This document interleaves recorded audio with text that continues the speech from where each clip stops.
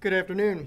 It is Monday, January 31st, 2022, 4 p.m., and I'd like to welcome everybody to the Ottawa City Commission study session. Do we have any public comments today? We have none registered. Thank you. That'll move us on to items for presentation and discussion. We'll start with item 1, which is the Walmart planned unit development, an amendment for the Starbucks final plat. Jennifer Reinhardt and Terry Elmer will discuss that with us. Who'd like to go first? Hi, everyone. This is Jennifer Reinhardt. I'll go ahead and start. I don't know if Terry... Oh, hi, Terry. Is that... Hi. Would you like me to start, Terry? Yes. Yes, Jennifer, go ahead if you would. Okay. All right. Good afternoon, commissioners. I'm going to share my screen with a brief presentation that goes over the proposed Starbucks development. Do you all see my screen okay?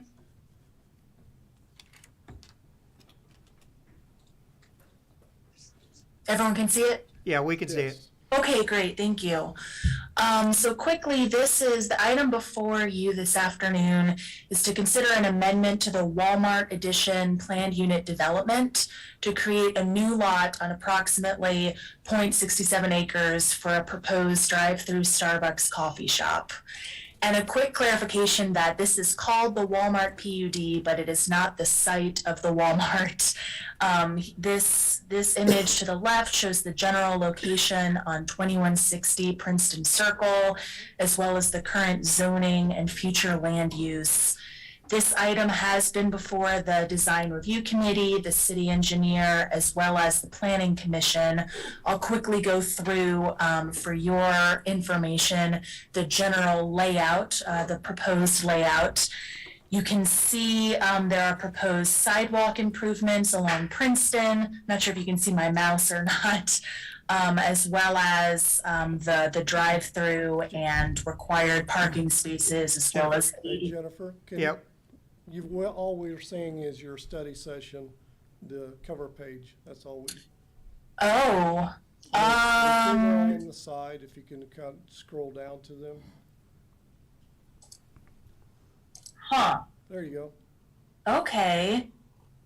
Well, sorry about that. It looks like what I'm seeing is not what you're seeing. Thank you, Terry. Well, I'll go then to this document that this slide that showed the general location, current zoning, future land use. And then I was showing this on the screen when I was talking most recently that shows the general layout of the proposed site plan. You'll see, again, not sure if you can see my mouse or not, but there are sidewalk improvements along Princeton, as well as you can see the circulation pattern, proposed parking spots, as well as handicapped accessible spots. A quick note that a traffic study was requested and provided, and the revised addresses all concerns and comments that were listed by planning staff as well as the engineer.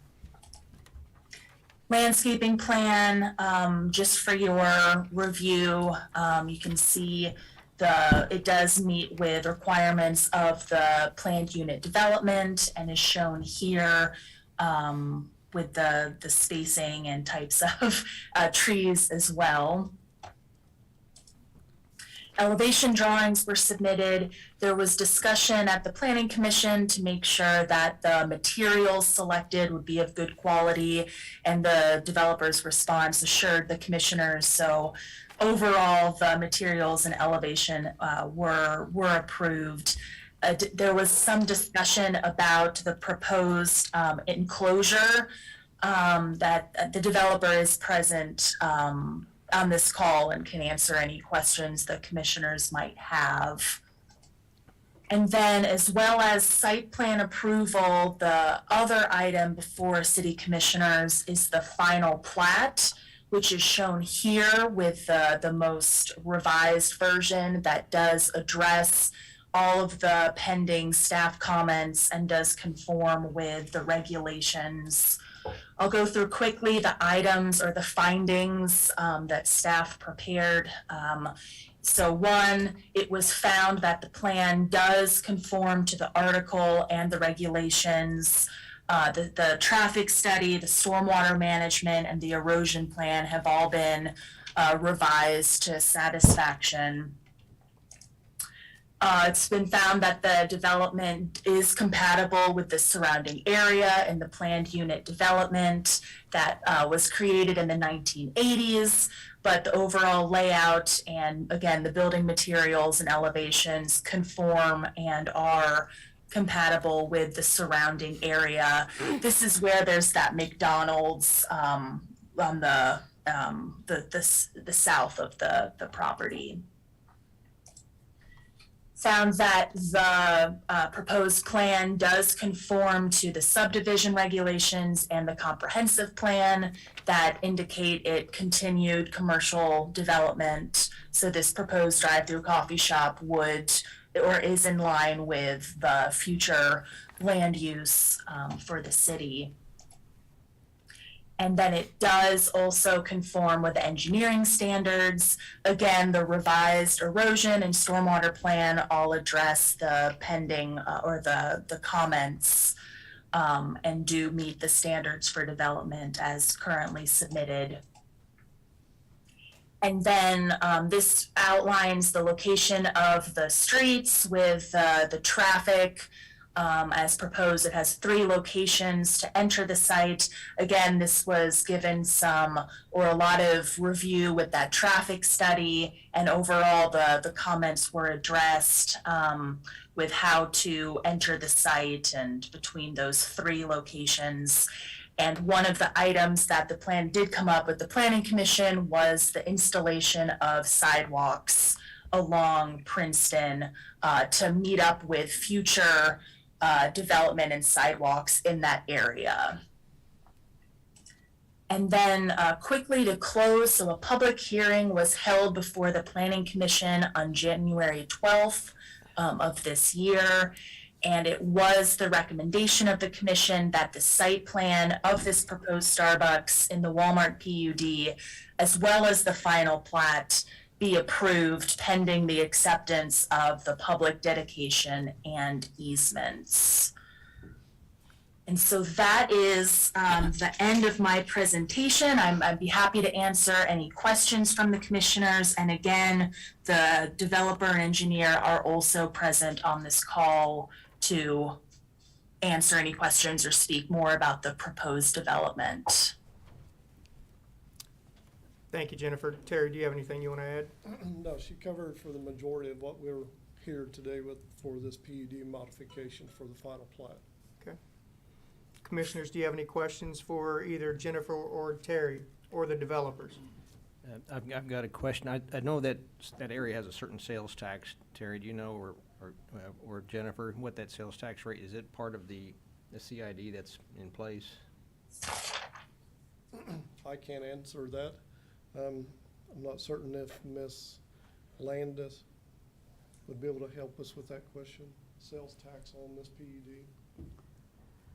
I didn't know if it's the same as what the McDonald's, I mean, this whole area is gonna be certain tax, different rate, I think, than the other, little bit of an addition, because we had, I believe, a CID still in place on the real estate. Yeah, I'm sorry, I wasn't prepared for that question, but I'm happy to go That- back and look. you My wanna get assumption back would on be that? it'll all be the same, but I will go back and. I'm just look curious for what that is. And also, do they plan to keep the Price Chopper, Starbucks operating, do we know? Just as a curious question, not necessarily needed No, for this. At this time, we don't know if that would still be Okay. kept. Okay. I do have, this is Commissioner Kaler, I do have a question about, will there be, the proposed building, will there be any new entrances or exits onto or off of Princeton created? No new entries, no. Everything will be remaining as it is. Okay, so they will utilize the current entrances and Correct, therefore yes. exits? Yes.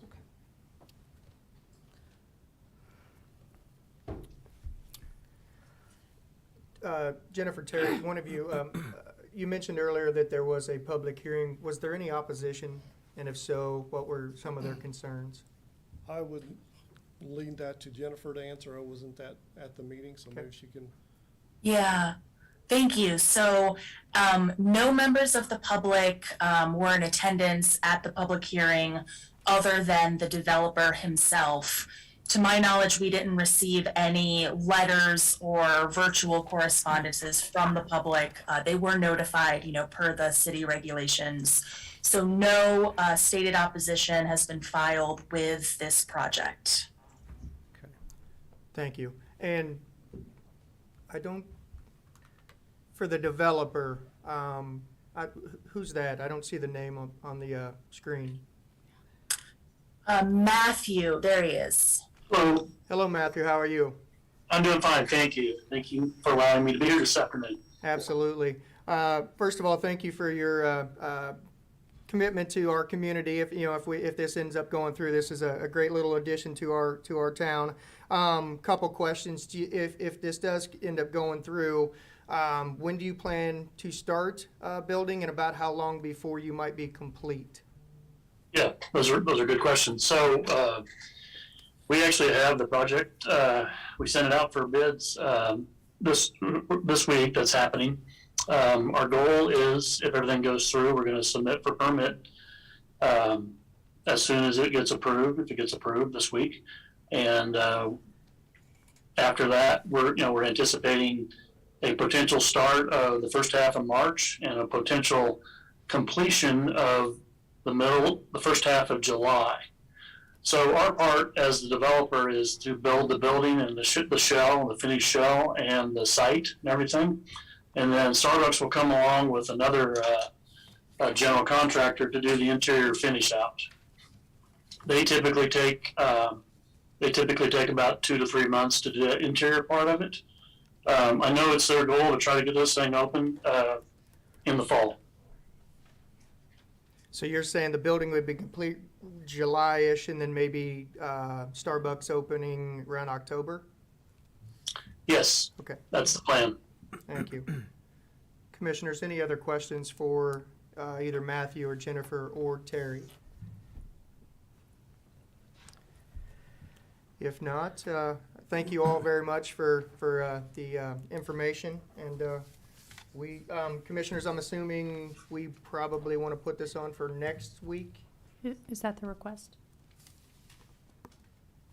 Are we putting it on for the meeting on Wednesday? Oh, Terry, you want it You for requested- Wednesday's agenda, correct? Is that what I'm reading here? I believe that is correct. Okay. Yeah. Commissioners, are you okay? You feel comfortable putting on Wednesday's agenda? Looks like it's just to accept the improvements and the easements of the right-of-ways. It's fine. Yes, We that okay is with fine. that?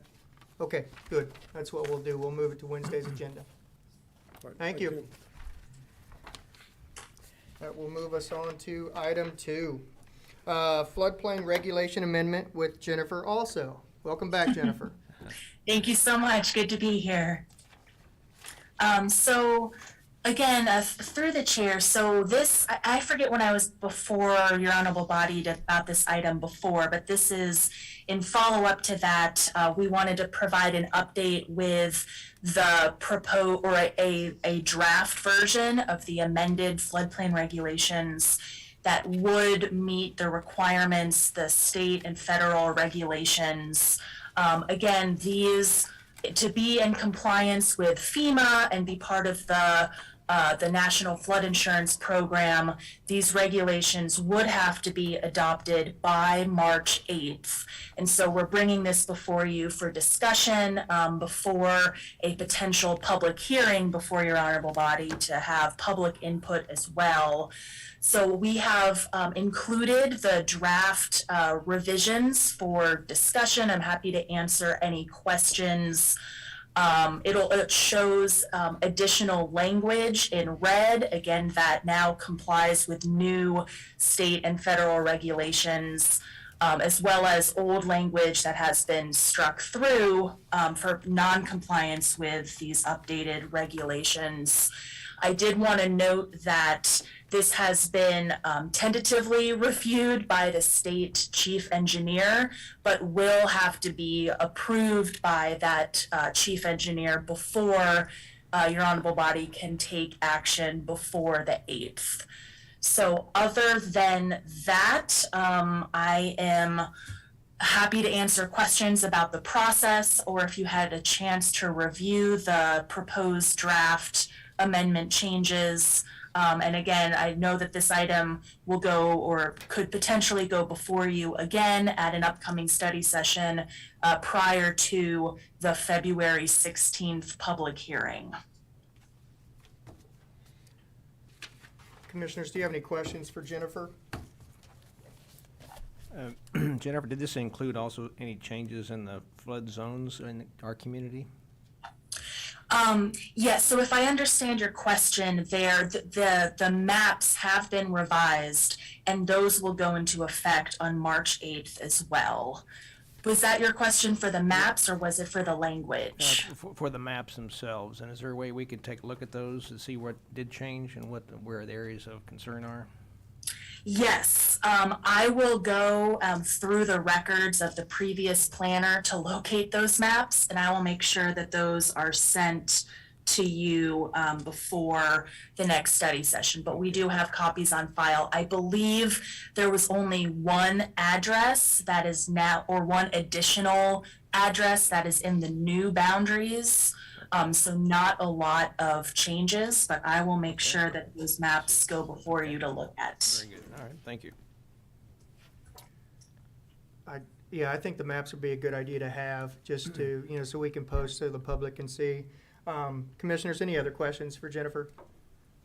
Jennifer, just a real quick explanation, if you could, about what the community non-participation for us would be, what that would mean to the community if we don't get this taken care of.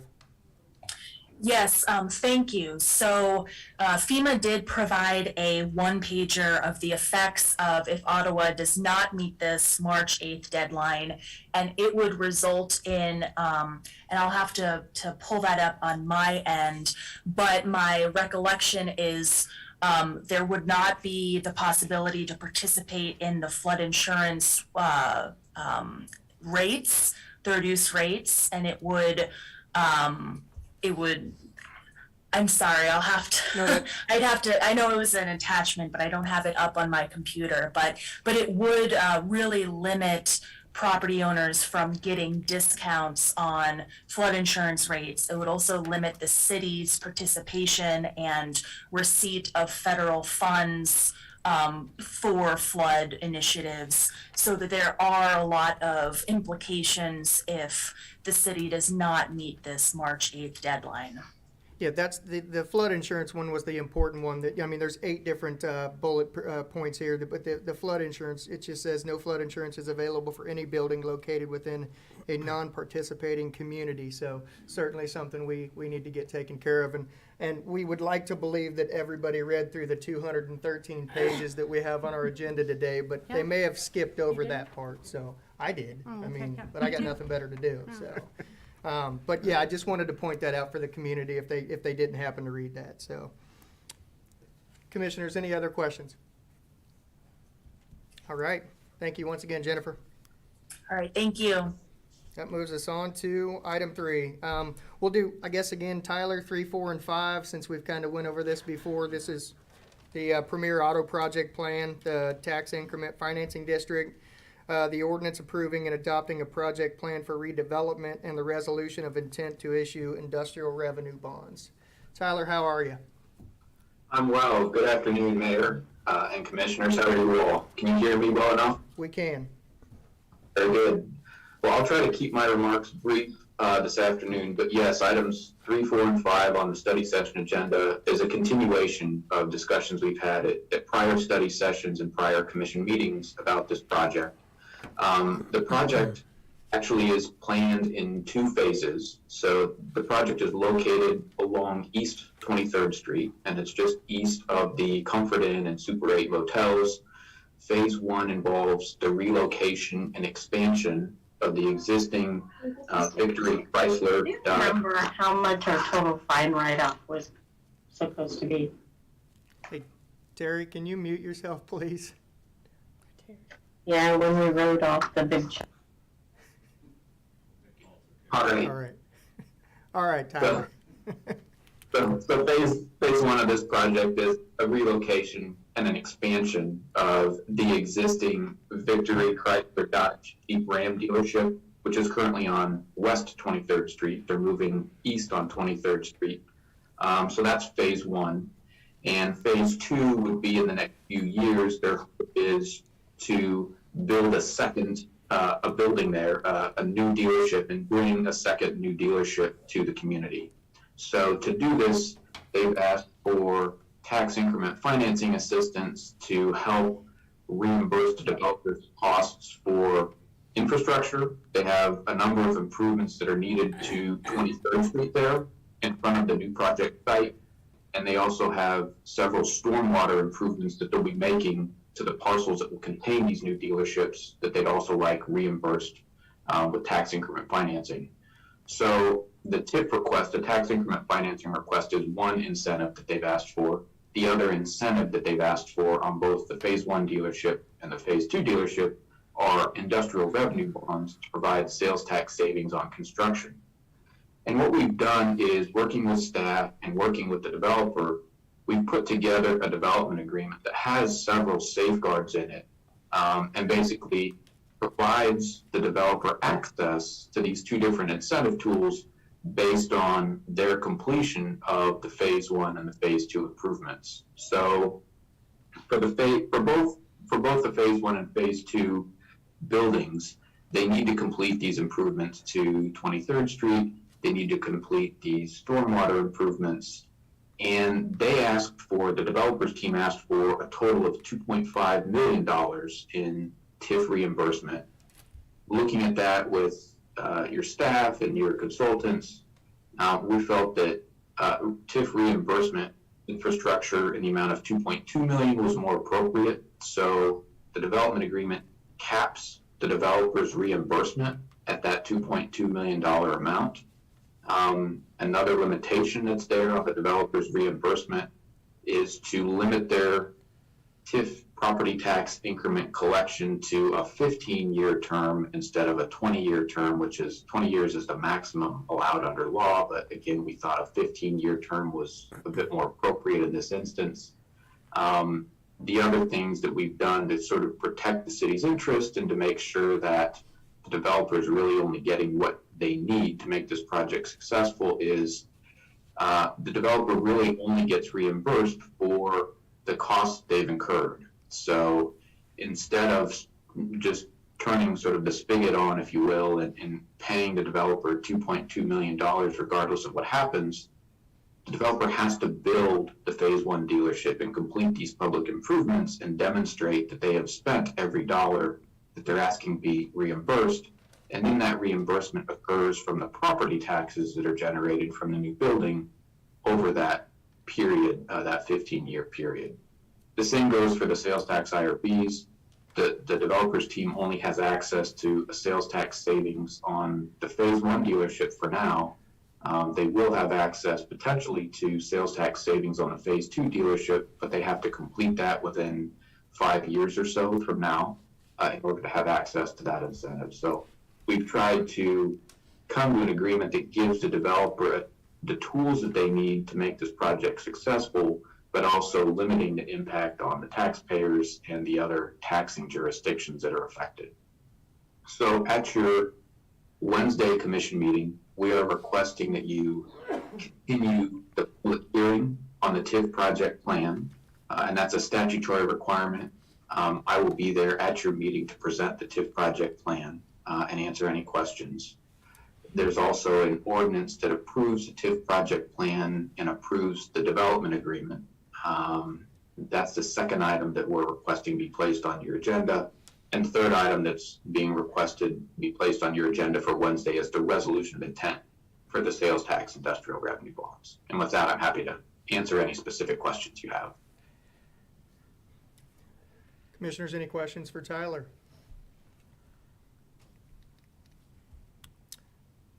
All right, if not, are we okay? Commissioners, you okay with moving this on to Wednesday's agenda? Let's do it. All right. Yes. Thank you. Tyler, thank you. We've had a lot of discussions about this, so it's not just something we're moving on just after one time looking at it. It's certainly been on our agenda a few times now, so, and we certainly look forward to seeing you here in person Wednesday. I will see you then. All right, thank you. Subject to the weather. That'll move us on to item 6, continued discussion of the solar project plan. That will be Dennis Tharp, and I'm not even going to mention everybody else. I think you're bringing a bunch of backup, so I did. I noticed that. I did. Well, Commissioners, good afternoon. We bring back to you today what is a discussion about the placement of a solar array, what would be just east of our proximity park. We have had a couple of discussions about this over a couple of years now, and quite honestly, I am not going to stand here and talk too much. I've got a couple of things that I want to mention, and then I really want to introduce who we have here today, and we want to answer your questions. One of the first things that I would want to do is Commissioner Kaler had mentioned that one of the things that she had really noticed was the difference in the amount to buy the solar array in that 7th year. And one of the things that I brought up, which is a piece of this, was the fact that the proposal that is brought to us here is not as front-loaded as the proposal that we looked at before. But there is one other difference that I wanted to mention in the fact that the proposal that we looked at before was a fixed array. What that means is that array sat there and did not move. This proposal is a moving array. It moves with the sun, and so the production offsets the difference in the money at that point in time. And so that is another difference in the buyout on this. Besides that, I would remind commissioners that we have a GRDA product that is 12 megawatts of our capacity that goes away in 2026. And this, honestly, if we were to do something like this is just a small piece of what it will take to replace that GRDA as we move forward. Staff believes that doing some things as we get to that 2026, doing ahead of that, saves us running into any kind of emergency or out to look for a price on a product that may not be there at that point in time. Besides that, I think I am just going to be quiet. I'm going to introduce who's here, and I will be happy to answer questions as we go through the process here. We have Lindsay Freeman here from Evergy. Of course, that is the partnership that we have here, that they are the ones bringing the proposal to do the array. There again, staff believes this is a good proposal, and they have these proposal outs to several communities around us. And it could go a lot of different ways, but this is business driven to some degree. Evergy could be out there purchasing a 100-acre plot and putting solar out there and selling the energy off of that to us. What everybody runs into right now, in order to do something that big, it takes about 5 years to get it through SPP to even build and get approved to build something like this. So for them, I think it's innovative. You know, it's a good business plan for them moving forward to get some things out there, and support the municipals. Also here today is Neil Daney from KMEA. As you remember, KMEA is not necessarily a part of the proposal, but KMEA can do several things for us if we were to move into this process. First of all, KMEA may be a support in the maintenance of this if we were to buy this. Second, KMEA could be a very good conduit for us to purchase this array.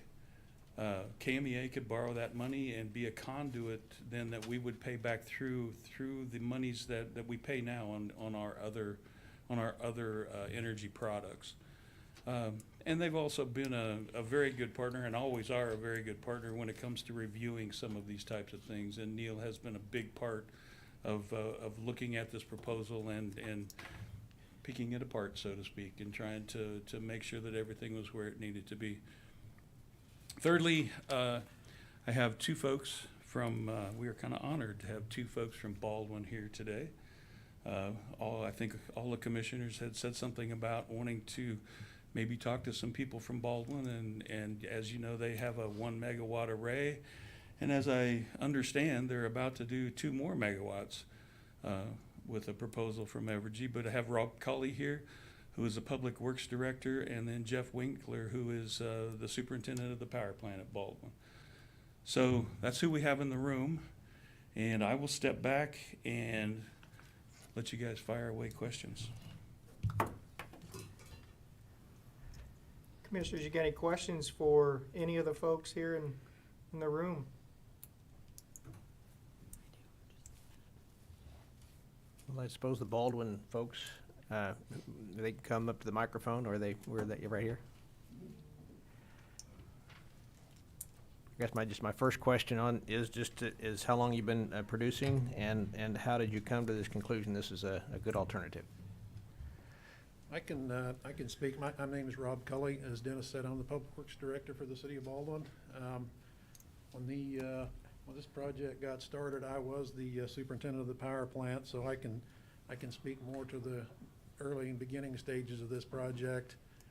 3 years ago, I moved into Public Works, and Jeff Winkler took over my position, and he can speak more to production end since then. But early stages of this, we started about 2017, thinking about putting some solar in. Baldwin has a very diverse resource mix in our portfolio. One thing that we did not have was solar, and it's something that our city council really truly wanted, and we wanted it sited somewhere within the city limits. We had a piece of property that was adjoining to our power plant that was very attractive. We had distribution close by, so we were able to hook in very, very easily to that.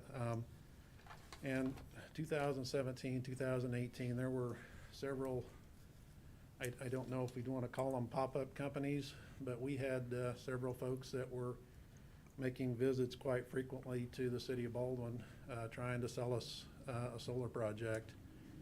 And one in particular, we had that made several visits to me in particular and was asking for a lot of data. I gave it to him. There's nothing secret about what we pay for our energy, just like Baldwin. We have a lot of the similar contracts that the Ottawa does, and he was able to.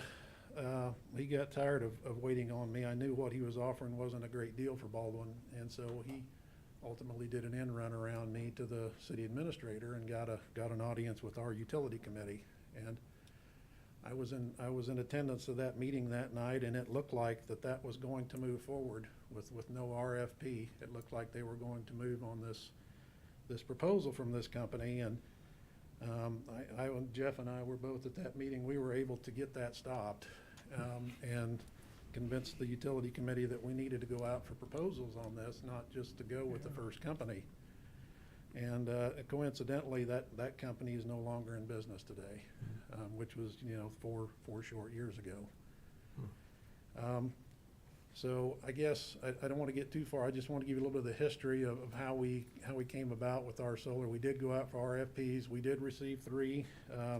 At that point in time, it was KCP&L. I think about midway through our project, they merged with Evergy.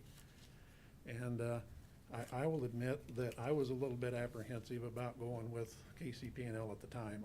I've been around the power industry a long time, almost 34 years with the city of Baldwin. And so there were things that had happened over the course of the history that made me a little apprehensive about going into a contract with the investor-owned utility.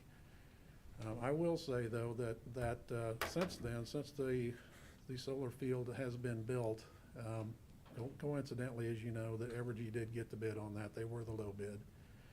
There were a lot of positives that came out of it too. Not only were they the cheapest bid, we knew that Evergy was gonna be there. We knew that they weren't here today, gone tomorrow. They had the financial backing to do this, to build this, and to sustain it.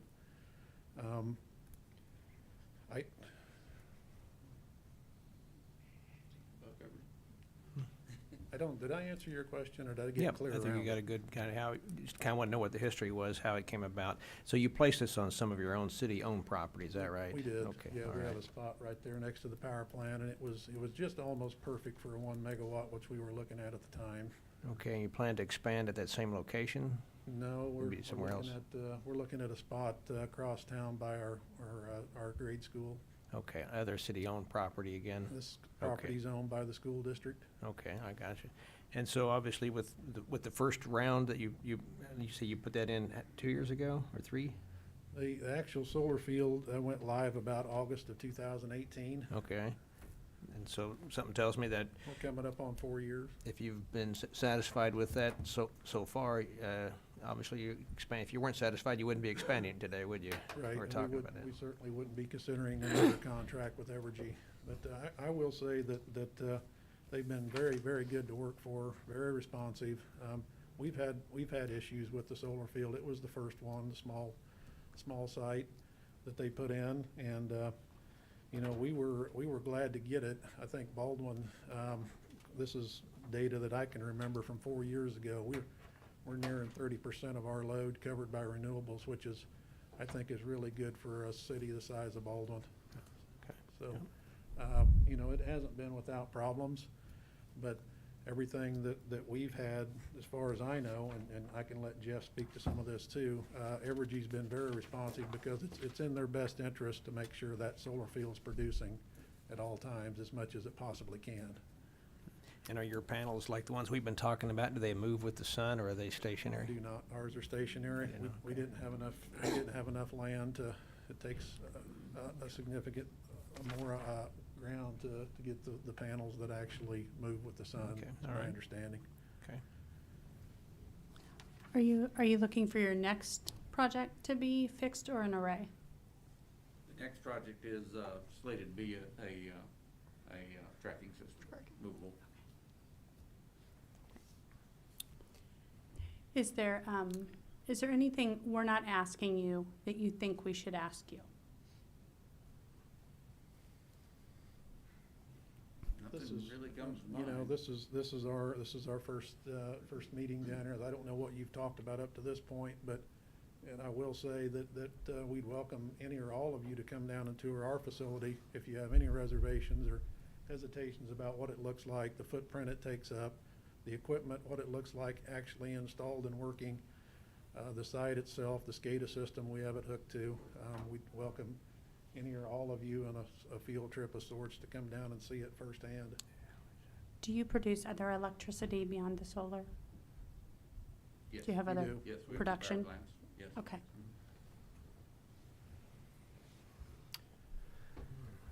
I just got a couple questions. I don't know if you're familiar with what they're proposing to us, but are you in a similar situation where, you know, they own it for a few years and then you're gonna purchase it from them? We have Is that your option, intent? yes. I believe we have the option to purchase it after 7 years, and I think we're on a 20-year contract. 30, I believe. 30? Correct. 30. And I was, one of the questions I had, and you kind of answered it, was, you know, how's the maintenance been, you know, on their side? You know, as if you've had an issue and you contacted them, is it, you know, did they get there fairly quickly, take care of it if they could, and things like that? You know, that's certainly something that, you know, we'd want to know. Right. We had, from early on, we had problems with inverters. I think they were using Canadian solar for part of this, and I think it's just part of the growing pains. This was new for them too. And so, but yeah, I would say, it seemed like they're very responsive in getting it, because once again, it's in their best interest to keep it up and running at all times. And then my last question is, what's your public's opinion? What's your citizens' opinion of what you guys put in? I think it's very positive. I wish it was a little more visible. The site that we have it sited is kind of sits behind our public works, and I wish it was out. And the new site will be. I mean, people will be able to see it from 56 Highway, I think. But we took a panel and kind of copied what Dennis did at his power plant. We took a panel and set out front of our public works. It doesn't do anything, but just so people could see it and what they look like. Because all you can really see from Orange Street's just the backside of it. I think the response has been very positive. People and folks in Baldwin seem to be very pro-green, and I think, like I said, getting close to the 30% mark is pretty good for a town the size of Baldwin. So, Rob, how did the city determine this was financially feasible for Baldwin? Well, that's kind of an interesting story. We looked at other sources, and we'd already bought into a couple of different wind projects. We had some hydro. I think the short answer is they wanted solar because they wanted solar. They certainly could have went out and got a cheaper project if we decided it elsewhere, or bought into maybe a bigger group project somewhere, sited something like our wind is. We certainly don't have windmills, wind generators sited. But I think that's one of the things that our city council wanted and asked us to go out and start investigating. I know for a fact the price it isn't the cheapest energy that we have in our mix right now, but 30 years from now, it may look like a great idea. I'm sure it will.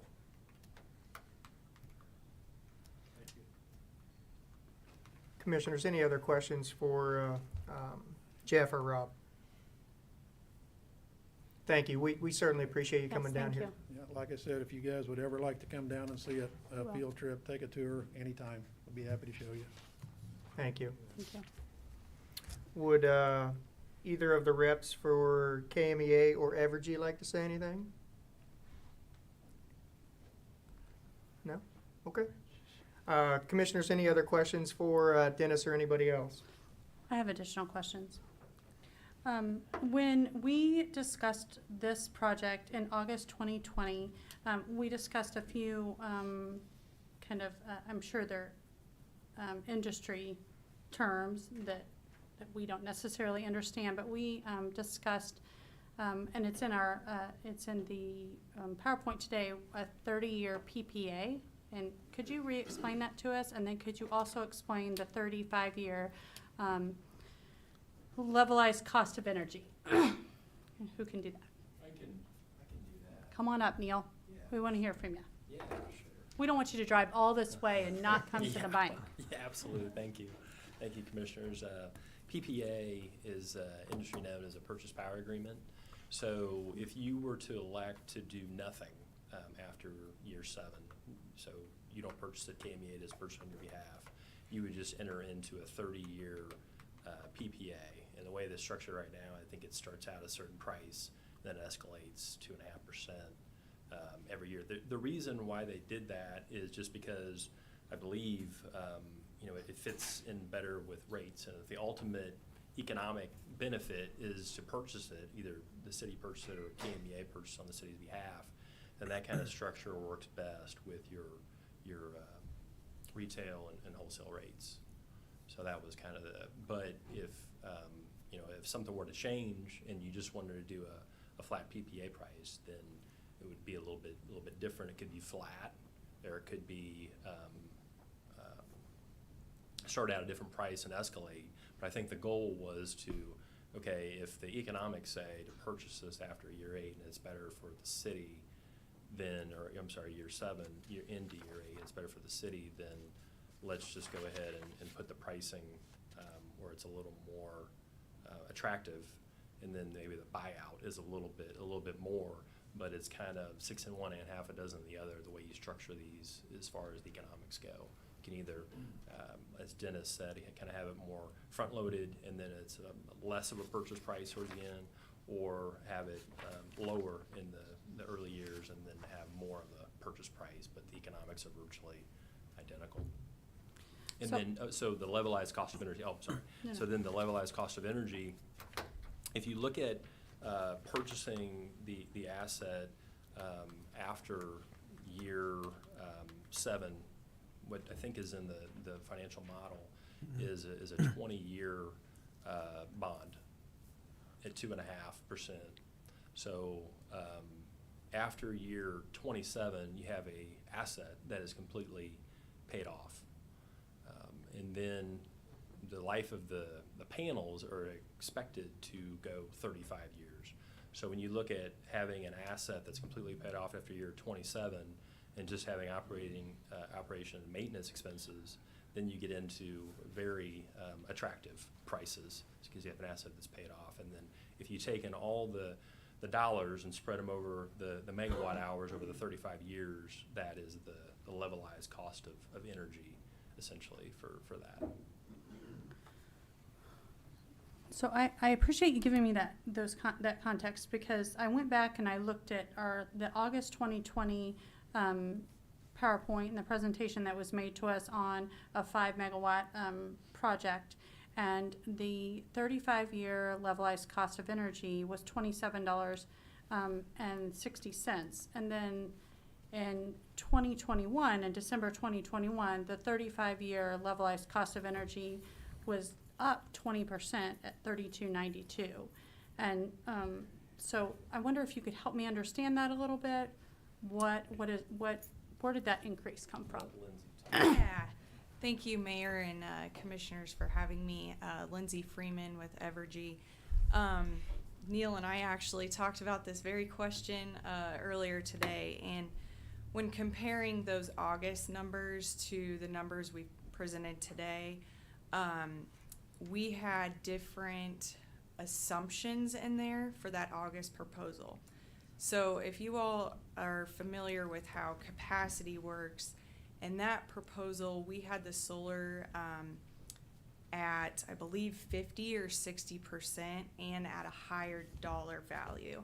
So we were assuming you were going to get a higher credit for that energy, where now we have that at 35% and at $2.25. So in 2020 we had it at $3, and this is the yellow column that I'm specifically talking about. So that value, I mean, we could plug those same numbers in there, but with talking with Neil and Dennis, we realized we need to take those assumptions down to make a more conservative analysis for you all. Also, at that time, we weren't including a borrowing rate. So assuming that you all are going to purchase the array, I believe we didn't have a percentage in there for your guys' loan interest on that. There was So a those- borrowing rate in there. Oh, there of was 2.5, two? Okay, yes. so that's the same. Really, the big thing was the capacity difference. And so after year 7, we can purchase, we have the option to purchase. If we decide not to and wait till after year 9, say, can we still participate in the purchase? Because, I mean, we don't know what rates will be after 7 years, but maybe after 9 years, it'd be a very favorable rate. So there's an option each year to purchase. Absolutely. So that's just really the first year we allow you to have that option. And if you work with your staff and figure out a year that makes the most sense, we can get you that number on what that would look like as well. And I do want to highlight the other big difference between the 2020 proposal and today. We're presenting a project that's going to offer 25% more production. So you're getting 25% more megawatt hours than we were proposing back in 2020. And we just, for these size of arrays, it really doesn't make sense to do the fixed tilt anymore. It makes more sense economically to do the tracking arrays. And our threshold on that is pretty much anything over 1 megawatt.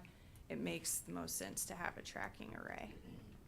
So make sure I understand that right. The tracking array provides 25% more increased productivity, right? Okay. That's wow. correct. That's good. Yep. And if you all are interested, like Neil said, we can absolutely do that fixed PPA cost and have a lower buyout number. Just kind of how this evolved was back in 2020, Dennis and I kind of put our heads together and we're like, how do we make this fit into the rate structure? And the way we came up with that was lowering that PPA earlier on so that it would fit right into, you know, the rate structure that you guys have. But if you're wanting to have a fixed PPA cost day one and have that number, you know, be higher, we can absolutely do that. And then your buyouts lower later on. So we can structure that either way. I just wish we had a way to look 10 years ahead to see what new developments there are around the corner. We have no idea. We don't know what we don't know. I read an article recently, I think, about fission production that they're talking about, and I don't know if your company studied fission or not, or Dennis, you know anything about that, where it's extremely efficient type of energy production. Yeah, and the thing that I would say to that, Commissioners, is yes, none of us have a crystal ball, but we, KMEA, Evergy, we watch this industry all the time. Battery evolution has come a long, long way. Hydrogen evolution has come a long, long way. We're going to see a lot of differences in the next 20 years, there's no doubt in my mind. I think renewables are always going to be a part of that. And what we like about what we're talking here is we have 300 acres that sits right across the street. There is a piece of that if we get to that point and want this to evolve into something that it's not today, whether that be batteries or whether that be some other technology that we don't even know about yet, we have a place for it. And we can make that work, you know, so, you know, having this sit where it sits, I realize it's not our property, it's leased ground, and we have a cost to that, but that is in this proposal, that is a part of that.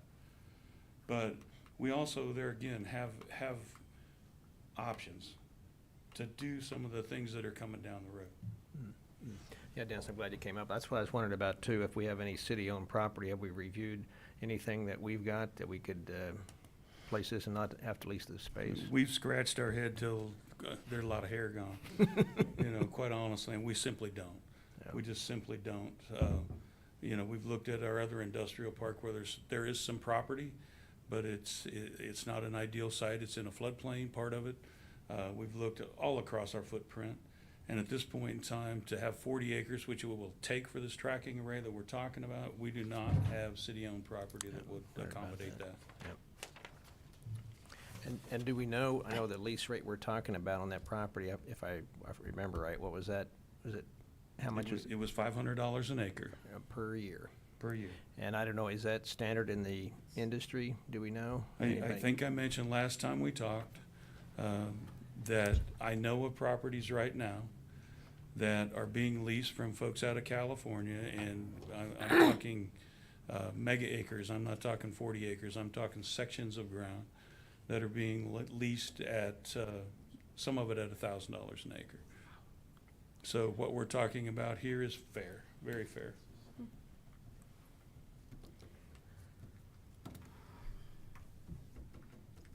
Commissioners, any other questions? I have just one additional question. And I think you've covered most of this, but what I don't want us to do is to go all the way into this project and then not have this question be crystal clear or answered with just complete precision. In 2020, the 5 megawatt buyout at year 8 was $4.1 million. And then when you came to us in December, the buyout at year 8 had risen 55% to $6.37 million. Explain to me where that 55% increase has come from and how that happens. I recognize that there are increases, that things cost a little bit more. I'm having a heartache with the 55%. So in 2020, we presented you a PPA rate of $52.25. Mm-hmm. We are now presenting a PPA rate of $39.75. So a portion of that difference, the $2 million that we're talking about here, is coming from that. Okay. The other portion is the newer technology that you're gonna get 25% more energy from. But no more megawatts. You're getting 25% more megawatt hours. You're getting more energy out of the same size, if that makes sense. It does. The difference Yeah. between a fixed and a tracking array is 25%. You're capturing more. Sure, sure.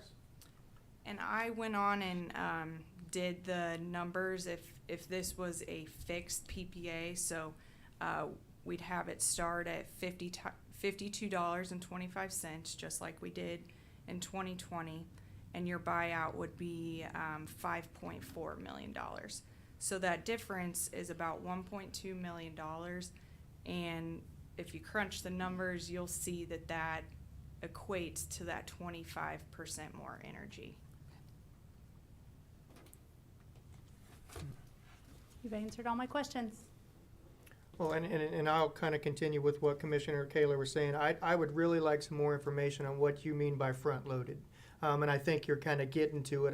if we could really have, kind of a breakdown in one of these sheets of exactly all the numbers you guys are talking about, between, because, the public's going to want to know, that's a significant amount of money. So we just want to know where the difference is and what we're actually getting for it. And if I could kind of ask Rob one more question, if I could, I'm sorry. You guys are going from a fixed to a tracking. I'm sure that's because you feel like it's worth it.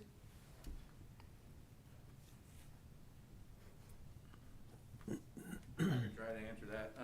So from our understanding is the additional cost of the tracking device will be made up by the additional megawatt hours. So the way the tracking device works is it ramps up quicker in the morning because it's following the sun, and it stays at a higher level throughout the day and then falls off quicker.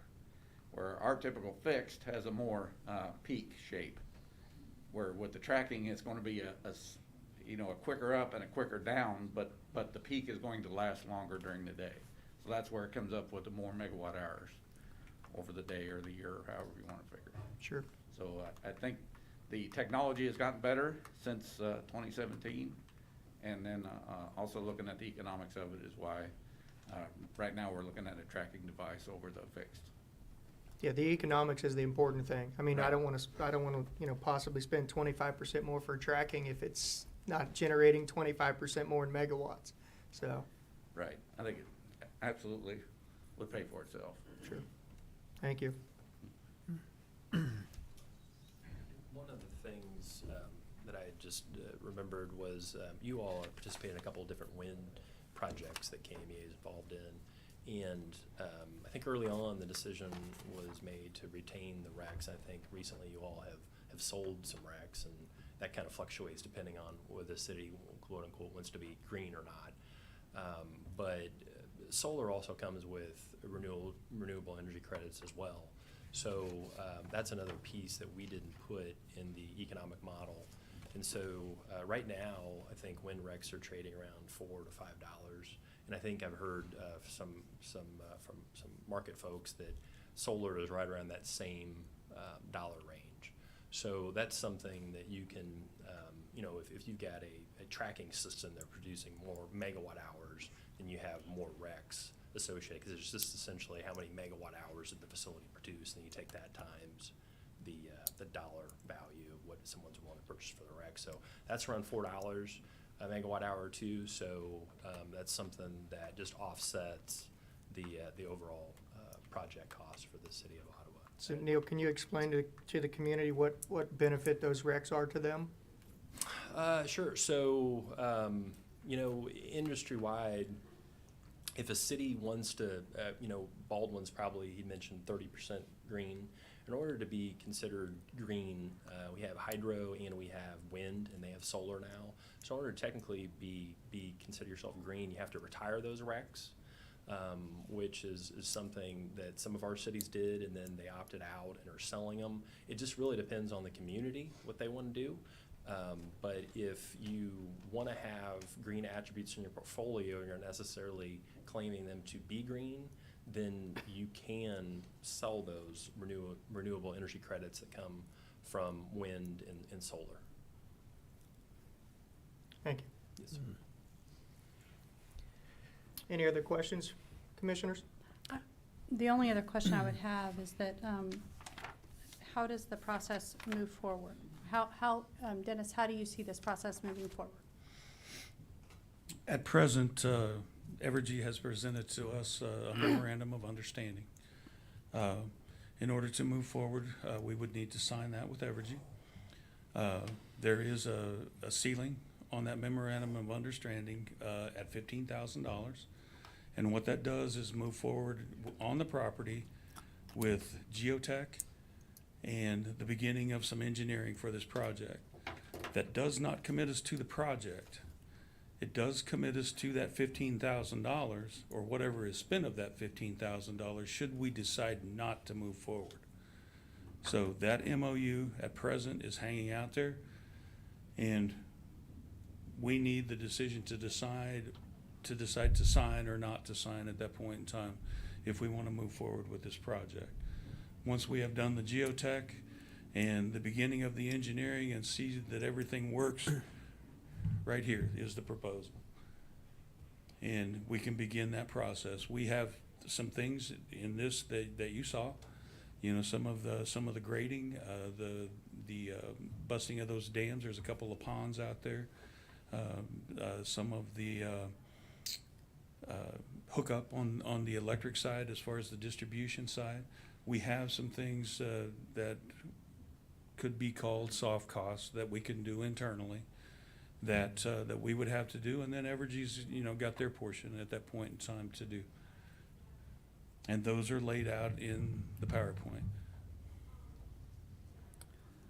So that ceiling of $15,000 and the outlay that would come out from the city budget, and that's the maximum amount? That is the maximum amount that could be spent with that MOU. Okay. Anything that would happen over that would be the next step.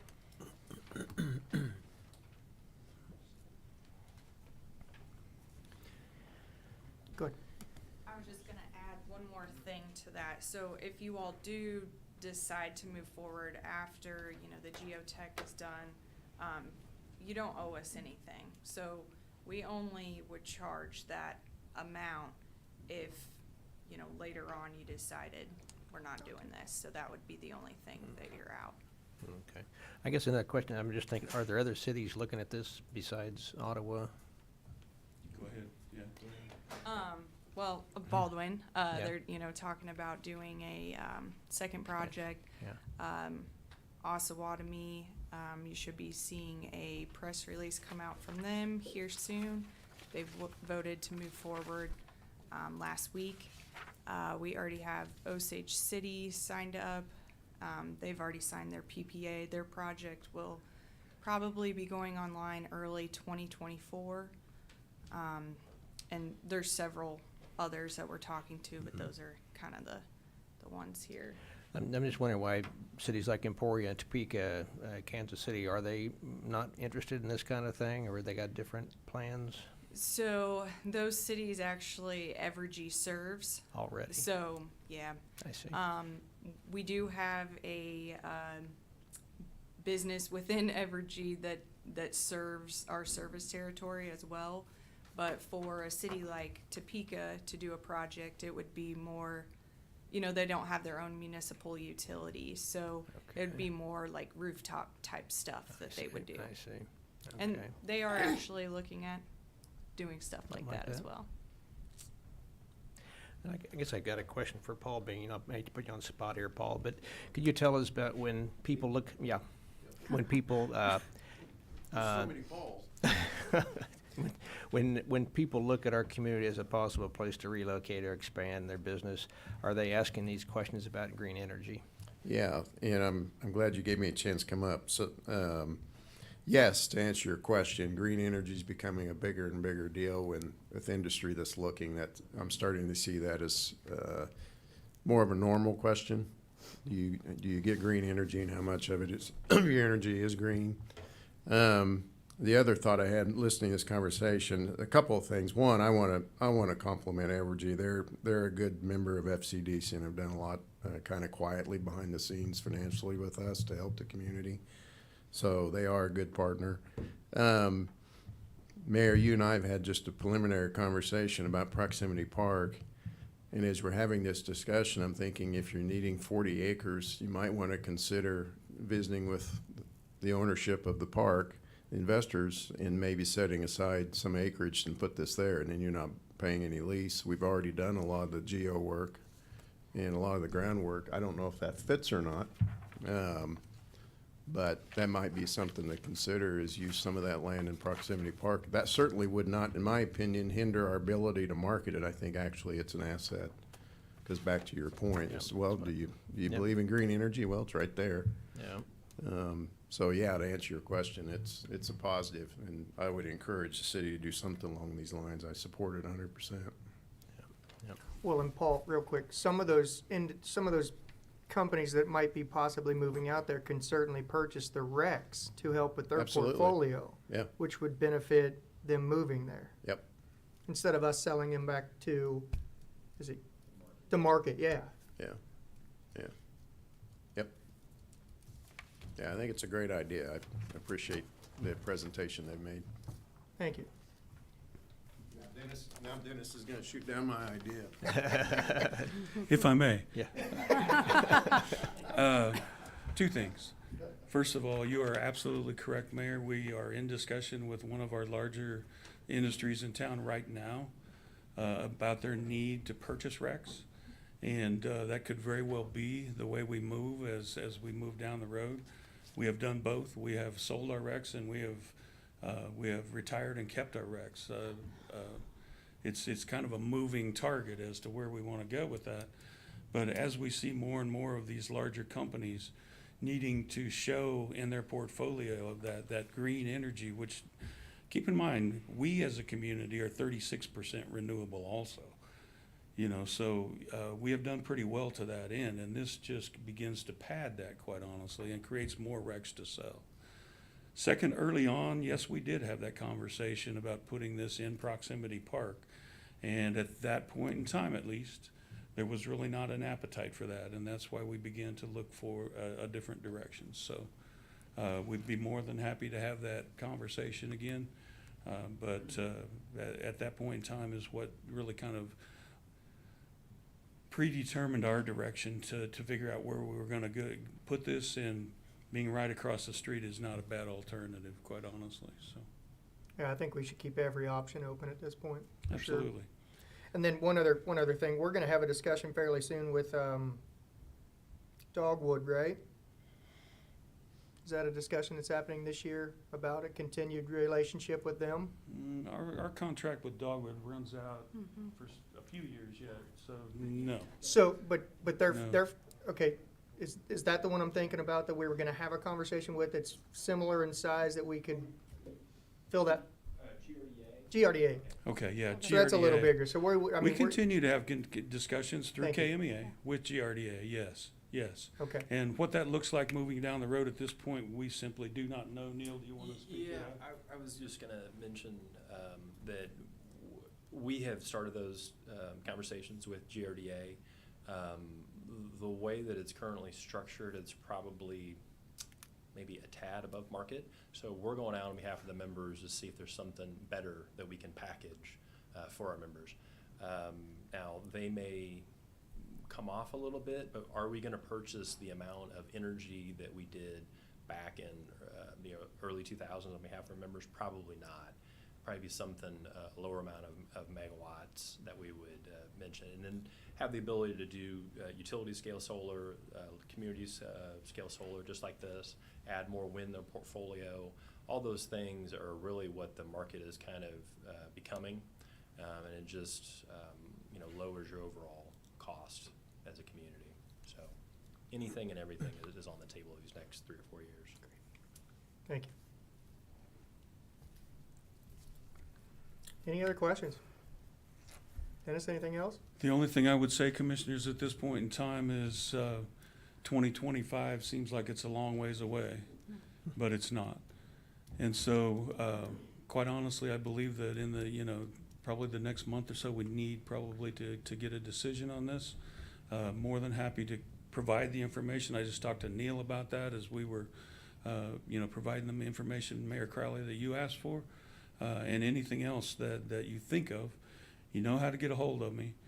And there again, staff believes that this is a good move for us. It does not overcommit us. We still have a lot of opportunities, even if we do this, to diversify and continue to keep a diverse portfolio. So staff believes this is a good option, but it is not something that we have to do. So that said, I will quit. Okay, so I just have one more kind of a question. I suppose we get into this, we agree with, we can do along with this agreement, and we decide not to purchase it. We just continue just operating like we did through year 7. But then around year 11, we decide we just don't want to do this anymore. I'm assuming there's a way to buy out of the contract because it goes out for 35 years. Is there? But that'd be a cost. We don't know what that would be, of course. We were given 2 different options in August 2020, a year 8 and a year 11, to purchase. One of those. Yeah, it would be the same as just, your buyout cost. So if you decided you just wanted to be done and unhook it or, for whatever reason, it would be the buyout cost at that time, the fair market value. Expensive. I guess what I would say to that is that would be a very bad decision. Well, that's what I'm. It's gonna cost us, and we're producing nothing. Yeah, and that's why we need to make the decision now before that get to that point, and whether we're gonna go out and commit for 35 years. I probably won't be around by the time this thing's over with, and so I'm a little concerned about committing future commissions for something that we decide now, and the financing cost, we don't know what they'll be, year 8 either. Yeah, and I've heard that several times, Commissioner, and I, just for a second, I would speak to that because, we are in a real good position as a community, and there have been several decisions made to put in generation, to put in substations that were multi-million-dollar projects that committed some other commission to paying them off because it took 20 years to pay them off. Those commissioners weren't there. And most of those decisions, quite honestly, were very good decisions. They were thoughtful decisions, and they have served this community well. And so I'm not sure that we can sit back and say, well, I don't want to do it because it might not be a good decision. I don't have that crystal ball. But I have done a lot of research and done a lot of legwork, figuring out what's out there. With KMEA, with Evergy, with other communities, we have these conversations ongoing all the time. And there again, as far as a solar project is concerned, this is the best we have seen. Just like Baldwin had pointed out, or Rob had pointed out, this is the best that we have seen come around. At one point in time, there was a belief that we were going to see some large-scale solar projects. They haven't come about. Right now, the fastest you could see a large-scale solar project is about 5 years. That's what it takes to get it through SPP. So, that said. It may want, in the years that I've been on the commission, I agree, and I absolutely agree with what Commissioner Skidmore is saying. Nobody likes to really hold hostage those that sit in these seats after us.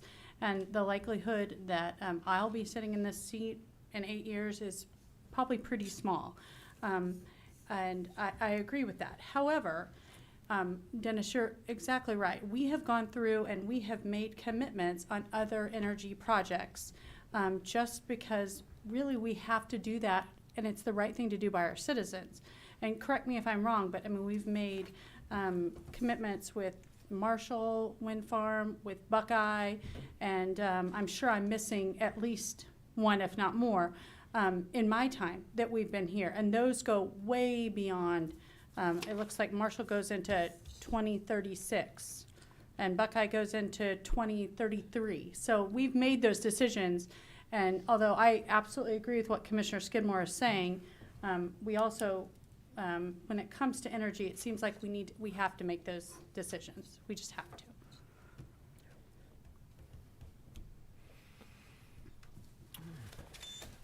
Anything else? I think we're done. All right. I agree. I think, if we could get some of that information that was asked for, just kind of, if any of the commissioners have any emails that they want to send, that we can get some of that information answered, and then once we do, bring it back and discuss it again. Yeah. Great. Absolutely. Thank you. Thank you all. Yep. That will move us on to item 7, Kansas Rural Opportunity Zone Program. Rochelle Rowand with the Kansas Commerce Department and Michelle Wap. Hello, Michelle. How are you? Hi, how are you? Good. Afternoon, Mayor and Commissioners. Rachel is joining us via Zoom. She will do a PowerPoint presentation for us shortly. What I wanted to do is just give you a quick overview of the memo that is, hold on one second. Here we go. That includes a recommendation for the City of Ottawa to be designated as a employer-sponsor rural opportunity zone in order for potential candidates to receive student loan repayment assistance. Just so you know, last fall I was apprised that Franklin County was designated as a rural opportunity zone. And that happened actually May 26th of 2021. With that, the community, Franklin County, could attract new residents or citizens to the community, their program. With that tool, they could work for other employers and receive student loan forgiveness and a 5-year Kansas income tax credit, basically a reprieve on that for up to 5 years.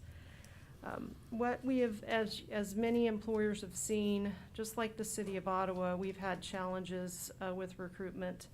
And when I discovered that this was available, I started visiting with Janet Paddock, our county clerk, Paul Bean from FCDC, and Melanie Landis, and of course Rachel Rowland. And with that, the recommendation is to become a employer-sponsored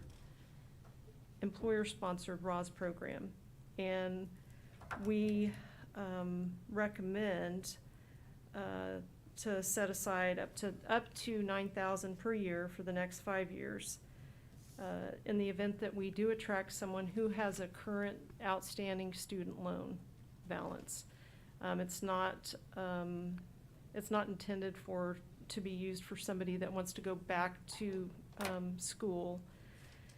And let's see what other highlights I can tell you. These employees that we would hire do have to pay their student loans. The state would address it on their end. They would apprise it if an employee did not repay their loans.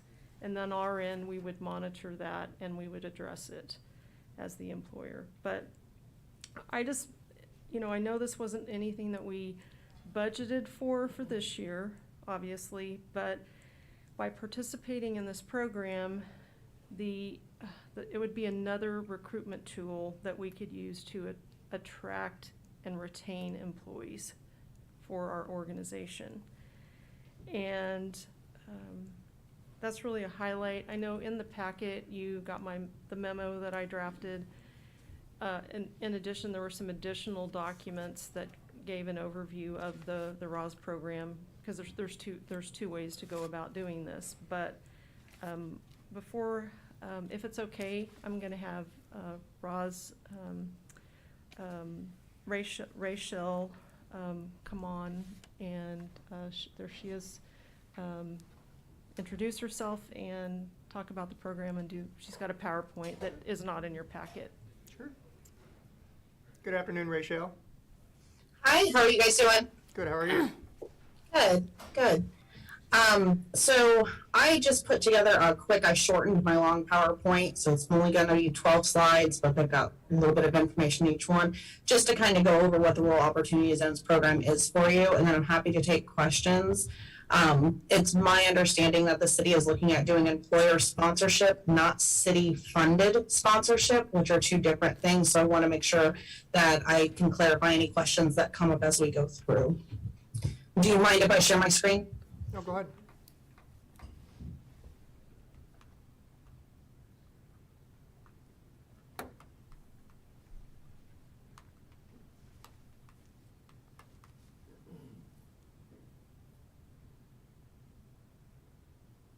You seeing the PowerPoint? Yes. Okay, good. All right, I'm just gonna go down the PowerPoint this way. Just going over what is the Kansas Rural Opportunity Zone program.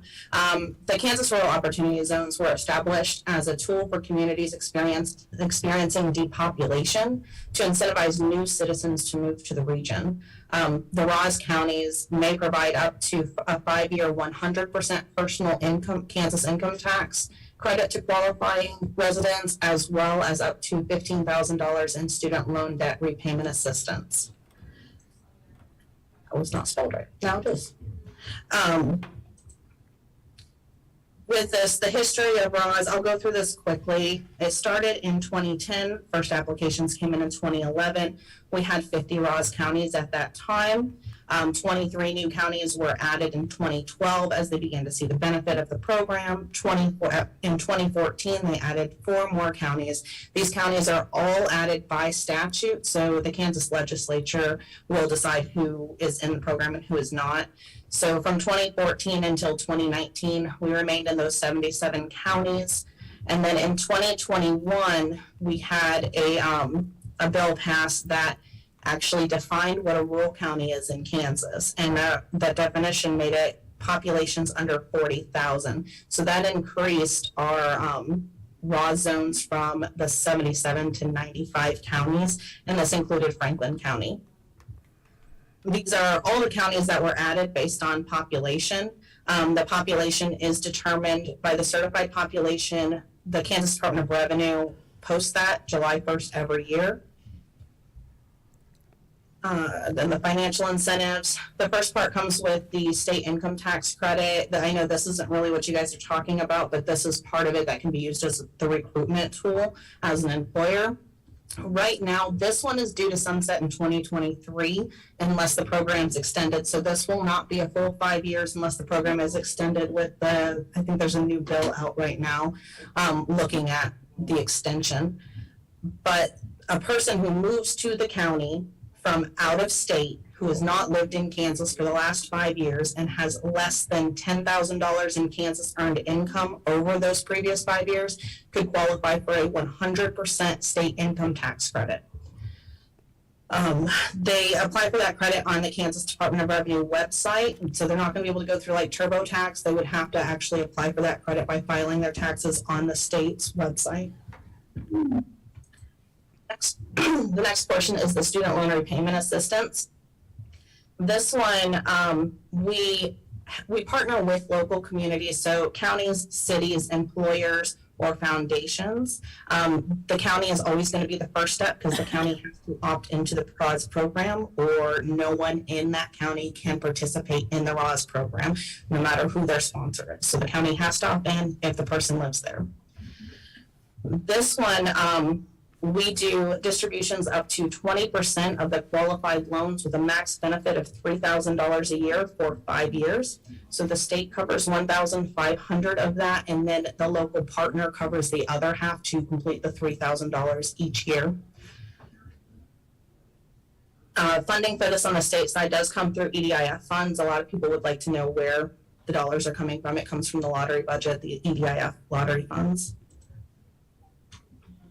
To qualify for the student loan repayment assistance, you have to establish domicile in a ROS county on or after the date the county opts in for the student loan program.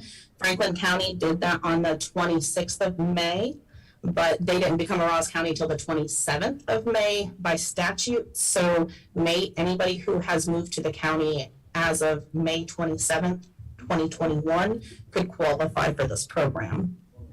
They have to hold at least an associate's degree prior to moving to the county. So they're not earning the degree while they're living in your county. They have their degree and they're moving to your county or your city. They have to have outstanding student loan debt that's related to or equal to the degree that they had. So we will look at their transcripts and we match up their student loan distribution dates with their transcripts to ensure that the loans are only associated with the transcript that was an approved degree was earned on. So if they're getting continuing education, those ones would not qualify if they hadn't gotten a degree with it before they came to the county. They have to be able to prove that they live somewhere else. So if they're if they've moved to the city of Ottawa, they're going to have to prove that they live somewhere else and earn that degree. It's usually a driver's license, voter's registration, lease, old mortgage, things like that. They could provide. They have to provide proof of their degree, proof of student loan balance with distribution dates, and they have to have a local sponsor. If they apply and they have not established a local sponsor, they sit on a state wait list because we have to have that local sponsor to match the distribution. The different types of funding sponsors, we have counties. Counties are funded by budgeted resolutions. Resolutions are due to me by the 31st of January every year. By statute, they're supposed to be by the 1st of January. We give that leeway to get it turned in by the 31st of January, which is today. Cities, if cities are going to opt in as a governing body, just like a county does, this is first come, first serve with applications. They also fill out a resolution that's due to me by January 31st. These are first come, first serve. When people apply, we go with whoever applied first and have all their documents in, and they meet all of the qualifications to approve them. The employers and the foundation are a little different than the county and the cities. Employers and foundations are funded through a sponsor confirmation agreement. So they submit an agreement with Commerce that says that they're going to fund this individual for 5 years, as long as they remain employed or they remain qualified through the foundation. So if an employer is funding somebody and they no longer work there, that employer is not going to be funding that person anymore. We don't make them pay for people that are no longer employed with them. The individual will actually be disqualified from the ROS program at that point if they don't find another employer sponsor to take that over in the original county that they were approved in. And then I have little things on here because we have like this new online sponsor match form. We didn't have that before. You used to have to send me a check and wait forever, but now we can take online payments. And then county participation information. This is just going over the county resolutions need to be there by January 31st every year. They have to opt in every year. What the resolution date was for this year. And then just letting the counties know, some counties that were new counties, I needed to make sure that they were very well aware that I need to know who I'm talking to in their area so that I have a point of contact for our ROS participants there and I can send invoices and reporting to. I put up, this is as of the 27th, what our ROS map looks like. This is the gold counties are counties that currently are funding the program, so they put money in their resolution and they are funding people who move in. The blue counties are allowing only for city, employer, and foundation sponsorships, and the green counties, we're still waiting on a couple resolutions. I had some come in today. I haven't been able to get them uploaded because we have Angels opening tomorrow also. So I apologize. The map should be updated completely by tomorrow at noon with the ones that just came in today. With that, I will take any questions. Have a good night. Commissioners, any questions for Rachel or Michelle? Sorry, I was running questions through my head. That's okay. I have, this is Commissioner Kaler speaking. Rochelle, is Rochelle, right? Rochelle? Rachel, like sun rays and seashells. Okay. Well, I appreciate you telling me that. Yep. So my question is, in your PowerPoint, you had indicated that you need your sponsor resolution that is due, you know, at the end of business, I'm assuming on January 31st, which ended 30 minutes ago.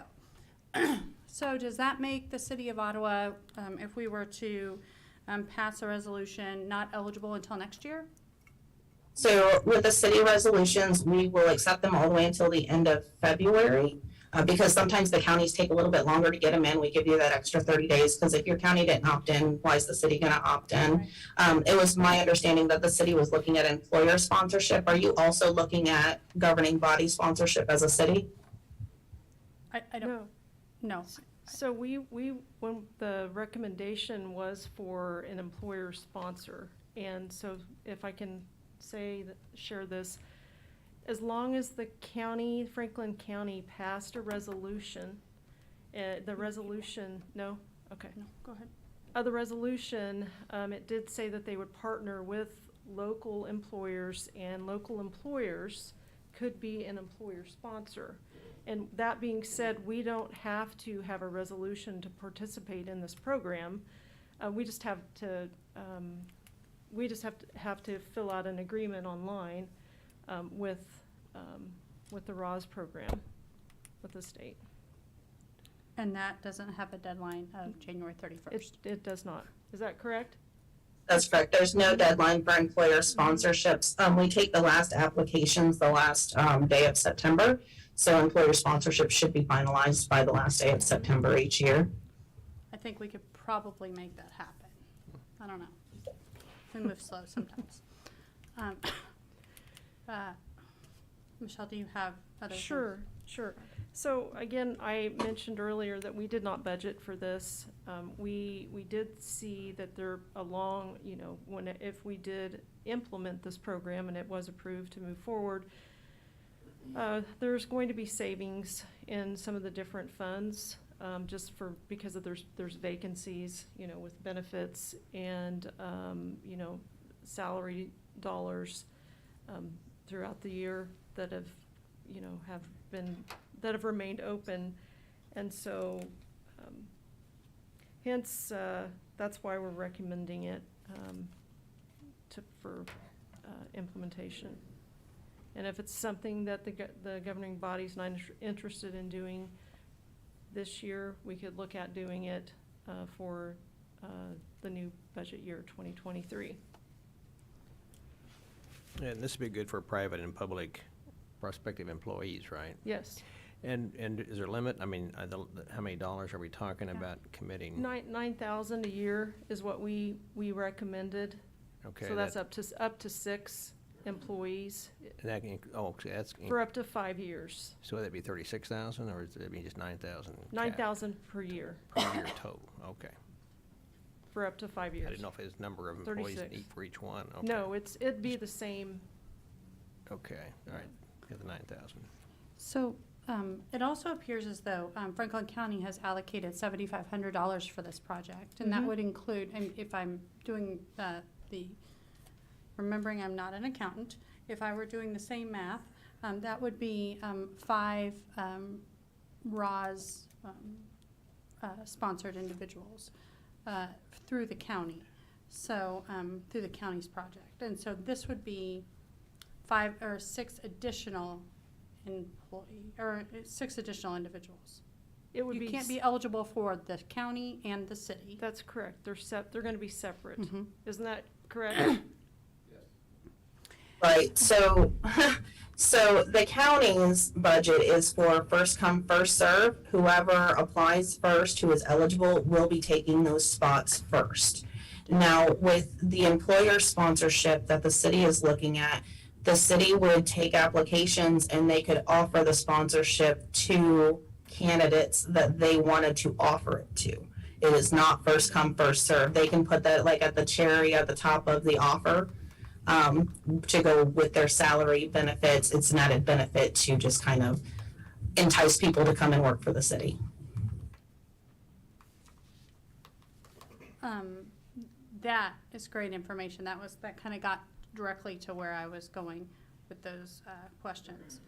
So this would be something, again, to restate it, this is an offer the city can make. However, the county is offering on a first come, first served basis for the first 5 individuals that make an application to this program and meet the qualifications, correct? Yes. And they can work for other other employers. Not the county, not, is that correct? Yeah, they don't, right.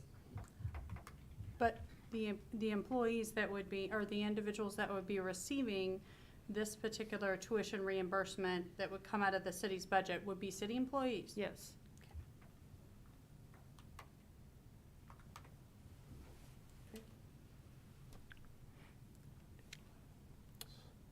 Commissioners, So any other ha- questions?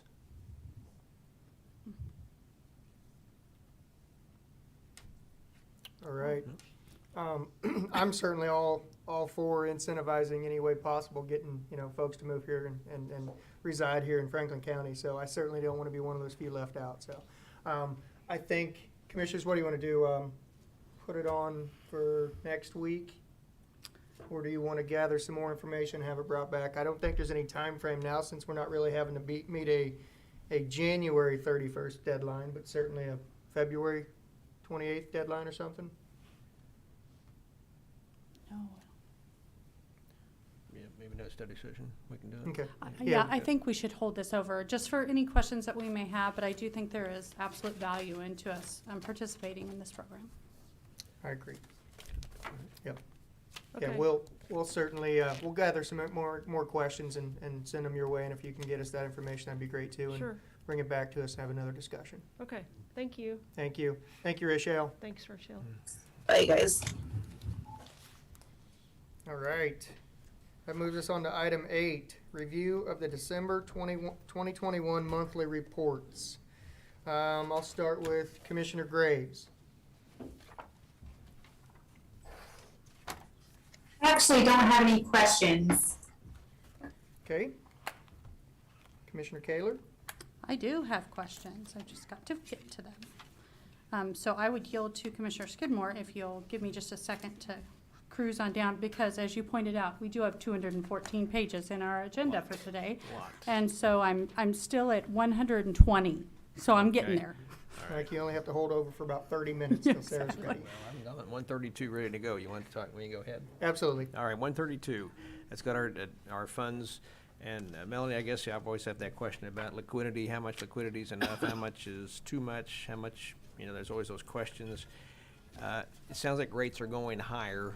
So with Fed funds rates go maybe 1.25 higher, if they think about 5 rate adjustments, I think it's good to stay short term and keep our powder dry and be ready to invest later. Do you have any other response to that? No, but that is exactly where we've been sitting right now, and we have a couple of CDs that are maturing, and we're trying to decide how long do you hold and wait versus getting them reinvested so that you're making a tad bit more, but honestly, it's not much more. And those CDs that are maturing now, we would be reinvesting at a much lower rate, if not at least half of where they were sitting before. That's what I'm wondering. So yes, we're kind of sitting tight trying to manage that, but we do have a good idea of exactly what we'd like to invest and keep moving in that positive direction. So we're waiting like you are. Okay. Yeah, be ready. Okay. Good job. Thank you. On page 136, OMA, is Tiffany on? Yes, I'm on here. Tiffany's here. Okay, great. I just saw it looking at the 21 numbers, I think. Where am I at here? It talks about year-to-date attendance on 2021. That's got a, I'm not sure, it's 16,96 on there. I didn't know if that was 1,600. It's missing a number. It's 16,961. Okay, and that was okay, good. That was good to see that, quite a jump from 2020. So, yeah, all right, very good. That's a good job. Also, I just question on our programs, what's our policy on asking the people who buy tickets to the programs to be masked? We are strongly encouraging it, and events as of late, we really haven't had any issue of folks wearing those masks. Our events this month have been rather small, and so we've been able to spread everybody out. But we have been strongly encouraging it to everyone who walks in the door. Okay, do we have masks available for people who don't have them there too? We do. I think that's great. Good job. All right, thanks. And then page 158, Chief Weingarten, I see on part 1 crime, we're down 36% from last year. I just want to say that that's a tribute to your force. I know when I first moved to town, we were kind of surprised there was some crime going on, and there were some issues going on in town that made me kind of, ooh, I didn't realize what I was moving back into. It was pretty clean town when I left, and suddenly it went backwards, and that was back in the early 90s. But I see the crime down 36%. And to follow up on that, is Paul still here? I guess, is that something also, I see your hand back there, something also that Paul can follow up with, that the people wanting to move here or build their business here, if they look at this same chart. So Chief, go ahead and respond first. Yeah, thank you. Adam Weingartner, Police Chief. Thank you, Commissioners, for noting that. It was a really good year as far as Part 1 crime statistics are concerned. As you know, generally Ottawa is a very safe community. We have low violent crime. We have very low person crime. And what does drive our crime rate is property crimes. And that is a consistent safety message you hear us focusing on each year. We repeat every opportunity that we get about keeping your vehicles locked, not keeping items unsecured in your vehicles, and please don't leave your keys or your guns in your unlocked cars. Because those are a primary target that we see and have seen for the last few years. So when we can reduce the number of thefts and we can reduce the number of burglaries, or those are when people break into your homes or your businesses, our crime rates drop significantly. And that's what you're seeing here, is the dramatic reduction in the number of burglaries and the small decrease in thefts from 2020. Very good. Well, good job, Chief. Keep it up. That's Thank you. great. Paul, you want to address the second question? Yeah, I put the chief's personal cell phone number on all my information to tell people to call him 24/7. We'll run it across the bottom of the screen too. We're working on some infographics right now. Yeah, I'm working on the billboard. But no, you're absolutely right, and that's part of the commentary, I would say, that we give. We don't give any statistical information unless they request it, which hasn't happened yet, but we do a commentary on the percentage. Take that information, just put it in a text format that it is a safe community, our crime is down, those types of things, and certainly a positive to promoting our community. Absolutely. Great. It's good to hear. Thank you. And then I just had one last comment on Prairie Paws on page 204. Vanessa, are you on?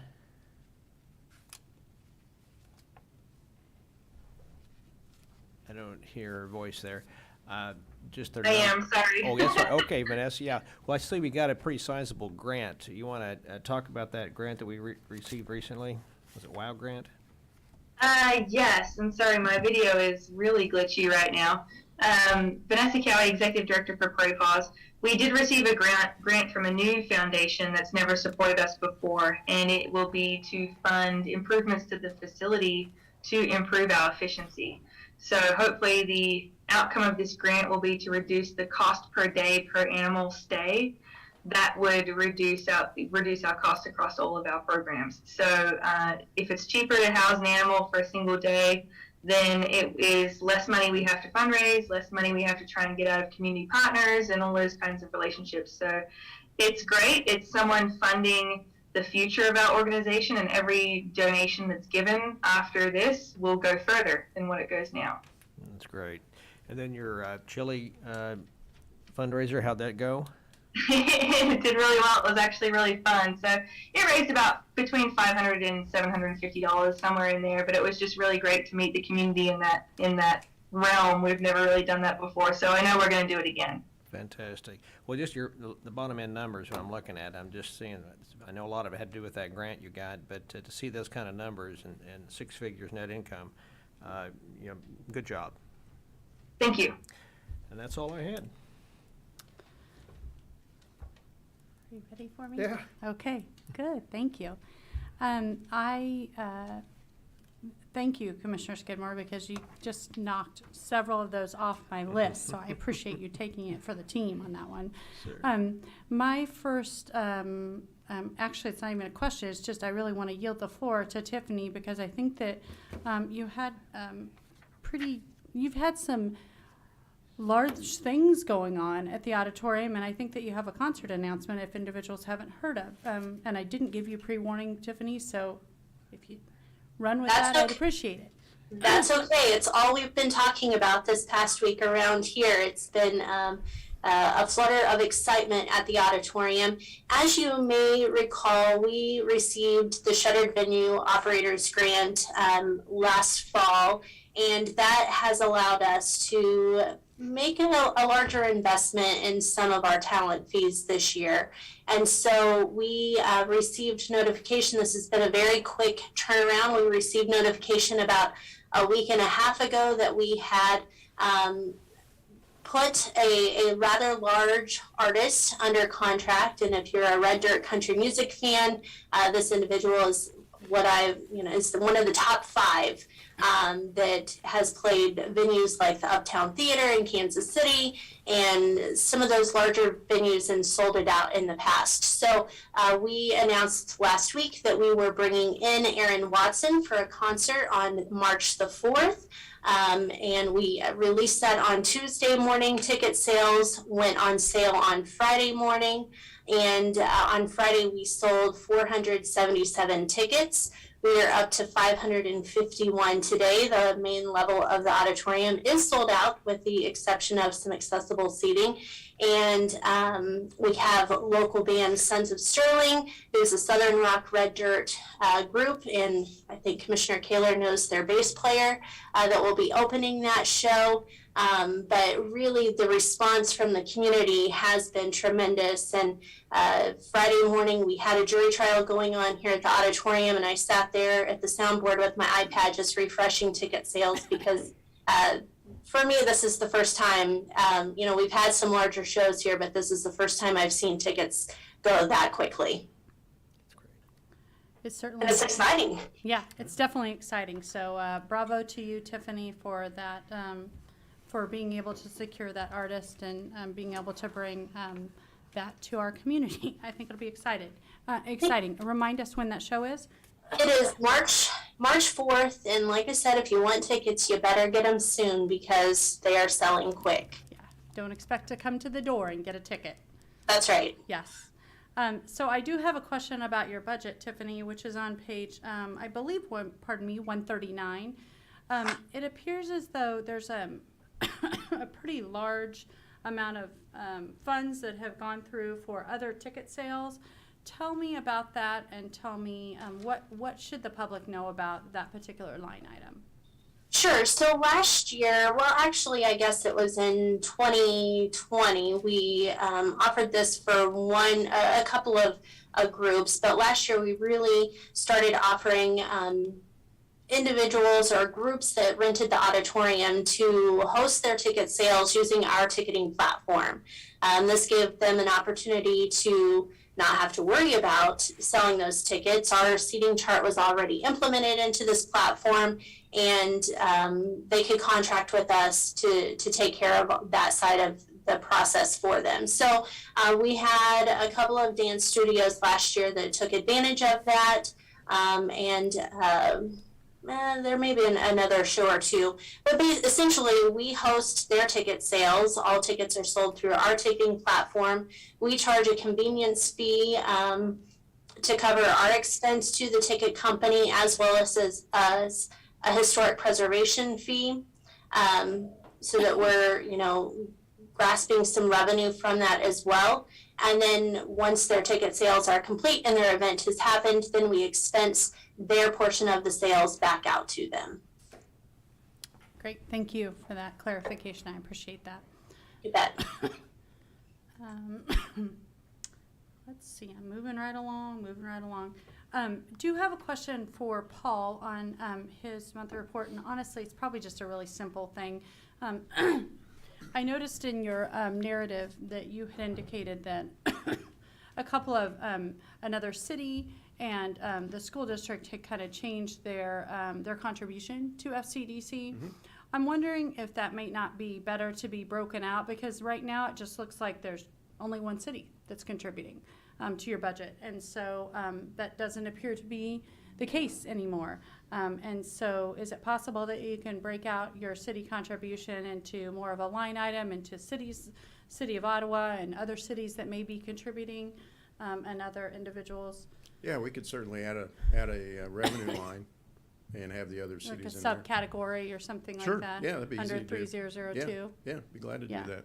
Yep. Just because certainly want to acknowledge Yeah. that there's other work being done in other cities besides the city of Ottawa. Yeah, no, I think that's a great idea. Okay, perfect. Thank you. Yes. Then my next question is regarding the library's general fund budget. Terry, are you on with us? I am. Great. Hi, Terry. Thanks for being here.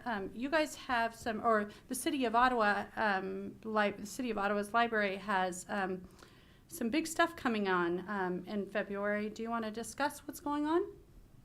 We do. We are currently doing our O-Town Reads for the 7th year. And this year's O-Town Reads book is The Sun Does Shine by Anthony Ray Hinton. We have several book discussions that are going to start happening this week. And then we have Anthony Ray Hinton appearing via video. Live video with us. He will be at the Ottawa University English Library upstairs in the Schindel conference room. And we will have a moderator there from the Innocence Project who will ask questions and add to the conversation of what the book is about. And we really look forward to that. That's at 6:30 on February 17th. And we would love to have a great crowd for that event, and we're excited that he has agreed to appear live for us. So just as a clarification, this is an in-person, pardon me, this is in person, or this is him participating via some wonderful technology, and individuals can come to Ottawa University to participate in that? I guess I'm not quite sure how that works. Yes, he's appearing through a video, a live video, and he will not be in person. We did ask him about coming in person, and he's a very well-known individual now and very pricey to get in person. So he said, but I'd be willing to do it on video. And so we shot him an offer and he accepted. And so we're asking people to come and be there in person. He has agreed to allow us to give a link out for people to enjoy that event in their own space at work or home. So we will give that link out as we get closer to the event. So we were happy that he did give us that. We will make people register to get that link just so we can get some good numbers on attendance. Sure. So it's a virtual experience, but certainly a good and quality experience that you're going to have with an author that has written a really nice book. So yes. And, so thank you for that. That's good. So my second question does have to do with the general fund budget that is listed in our agenda, which is on page 199. On 308, your endowment interest, you had budgeted $8,400 for endowment interest, and it appears as though there may not meet that budget, or didn't meet that budget. Tell me about Right. it. Every year we do budget $8,400 to come out of the endowment if we need it. There have been years that we have needed those funds to support our budget. If we don't need it, we certainly want our endowment to continue to grow and earn as much money for us as possible. The endowment was set up for the future of the library and hopefully for a future building for the library. So if we don't have to touch it, we don't. In the last few years, we've been blessed with a great economy where people are paying their taxes, and we've actually gotten additional funds and tax money above what we budgeted for. When that happens, there is no reason to withdraw that $8,400 out of our endowment. Okay, thank you. So then moving back up to the very top, city appropriations, it appears as though this year, or last year, pardon me, by the end of the calendar year, that actually about a little over 4% more than you had budgeted. Tell me about where that additional 4.29% came from. than what you had budgeted from the city. Right. So we had budgeted a total of, it's kind of confusing last year. We budgeted $135,112,000. So, Do you mean $1 million or 135,000? I'm sorry, $1,035,112. And when we set our budget originally, we had set it for $1,079,477 to include overages from 2019 that were not paid out and expected overages for 2020. And that was when we were setting our budget for 2021 back in July, August of 2020. And that was at the advice of the current interim director of the finance department. So because we set our budget at that, we did get paid out all of our funds at the end of 2020. But because we set our budget that high, it allowed the city to still appropriate those funds if they came in. So in reality, at the end of the year, we had an overage of $50,269.88. And the city was only able to pay us out $44,365 of that overage. So there is still $5,900 and some from 2021 that is owed to the library. Now those funds come in because people pay their property and real estate taxes. Maybe we've had more houses built with more people paying real estate taxes. You know, it's always good when we have overages. I always like to point out if I've got that much in overage, the city's certainly got a lot more because my mill is 9.419, and our funds from the city taxes only come from ad valorem tax. It does not, we don't get any sales tax to support our budget. So when that overage happens, and we usually don't know until November, December that overage is going to happen. So those funds are not budgeted to be spent. We will put those in a reserve or in our capital improvement fund for use later when we need. We never know, you know, again, we've talked about crystal balls a lot tonight at the meeting. We don't have a crystal ball. We don't know that in 2022 we're going to get all of our tax funds. We may not. I've been here in years where we have been short 20-some thousand from getting all the tax funds that we thought we were going to get. So definitely a good year when we do get additional funds. Okay, thank you. I also do have a question about the line 306. I believe that the city has recently gone to a no fines policy, and you have budgeted for a little under $15,000 for fines in your yearly budget. Can you tell me about where that $15,000 will be made up in the 2022 budget? Sure. The fines and fees balance includes fines that we charged for late items, in addition to items that were lost or damaged that patrons have to pay for. And we also put our fax fees in that line item. Our estimate on the reduction in that line item for us becoming a fine-free library is $7,000 to $10,000. I'm going to look at that more in depth to see what the average has been over the last 5 years and see where we need to be exactly with reducing that number. I don't know if you recall, but when we discussed the 2022 budget back in August, we talked about the fact that the city would like to see me reduce my delinquency rate. We have used a delinquency rate of 5% for the entire time I've worked for the Ottawa Library, which that's been since 2008.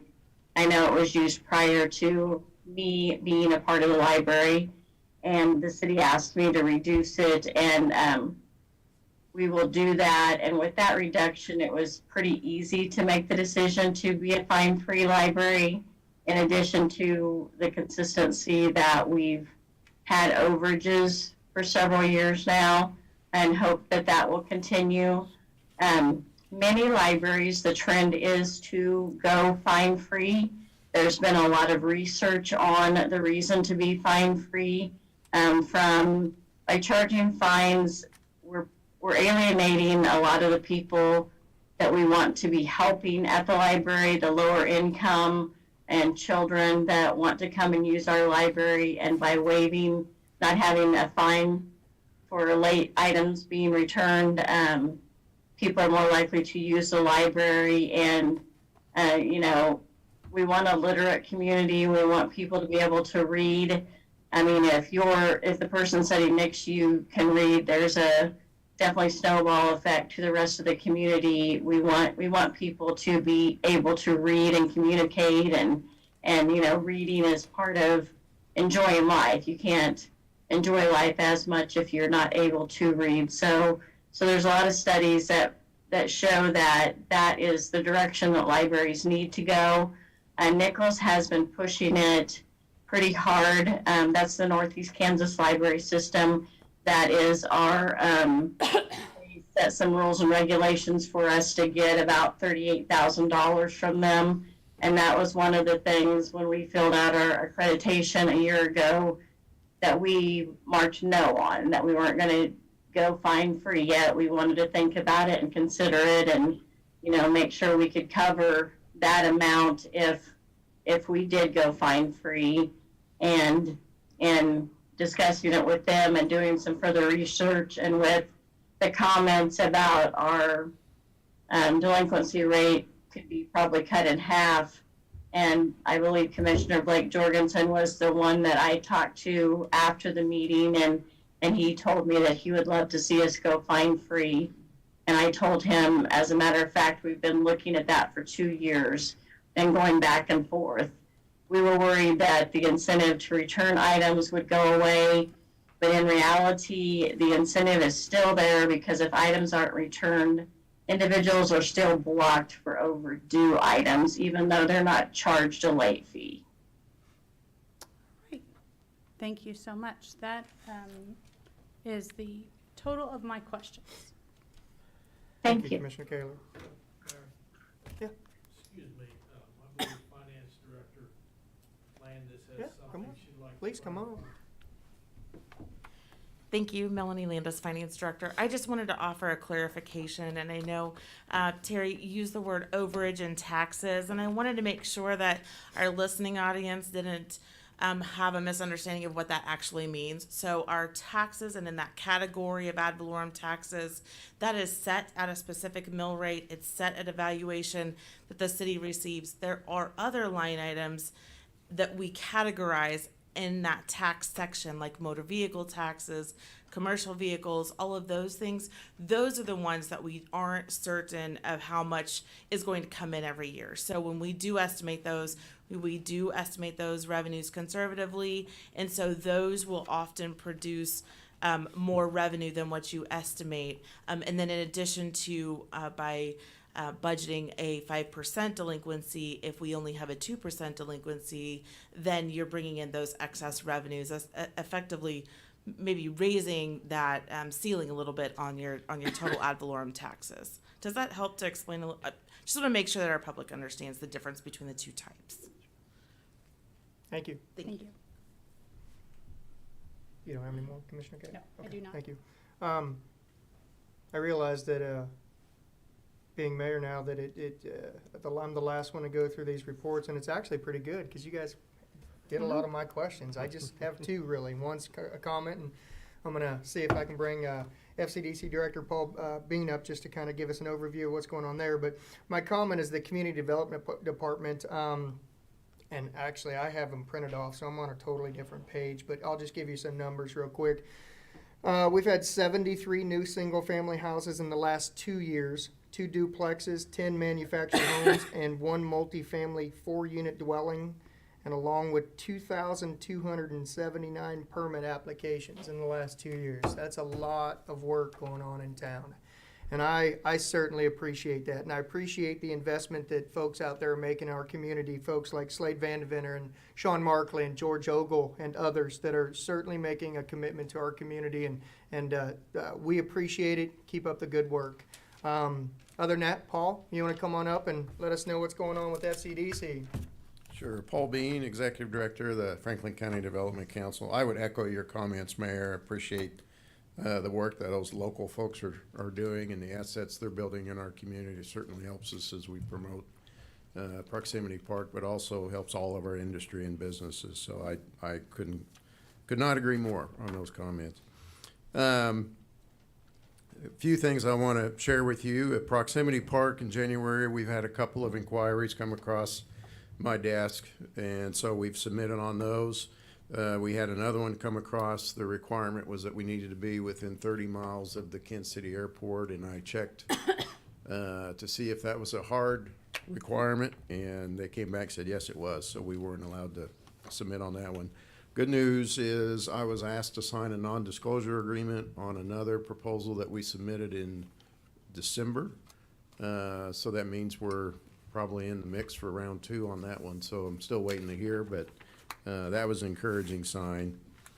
This has been a pretty interesting day today. The Spark Committee has sent out a number of emails, but there is a tremendous amount of money that's becoming available for grants for cities, counties, organizations like FCDC and others for economic development, economic support.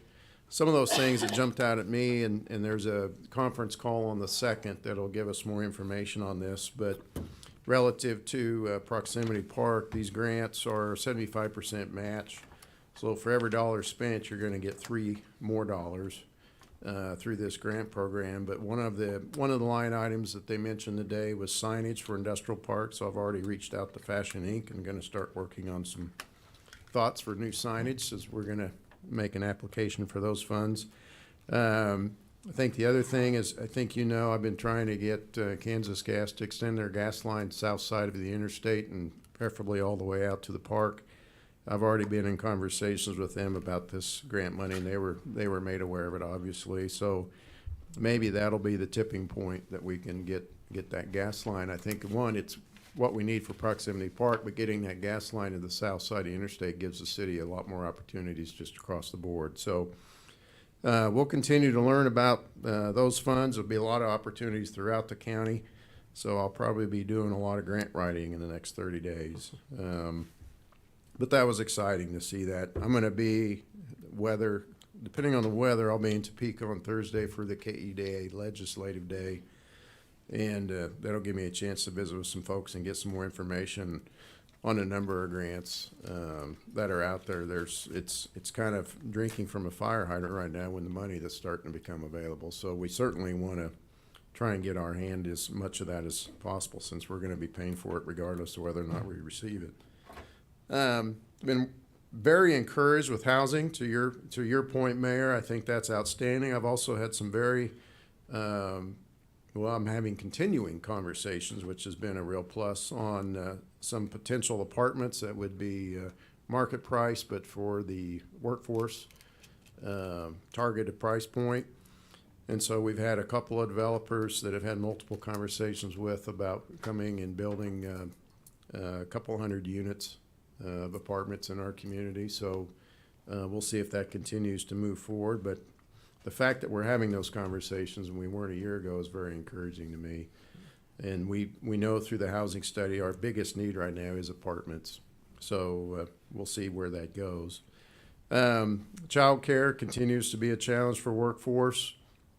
I'm continuing to have conversations. I know it's been a long time, but they were sidetracked for a little bit, but now they're back at the table as far as a child care center here in town. And so we're working on some options relative to that and have a couple of meetings set up the second week of February.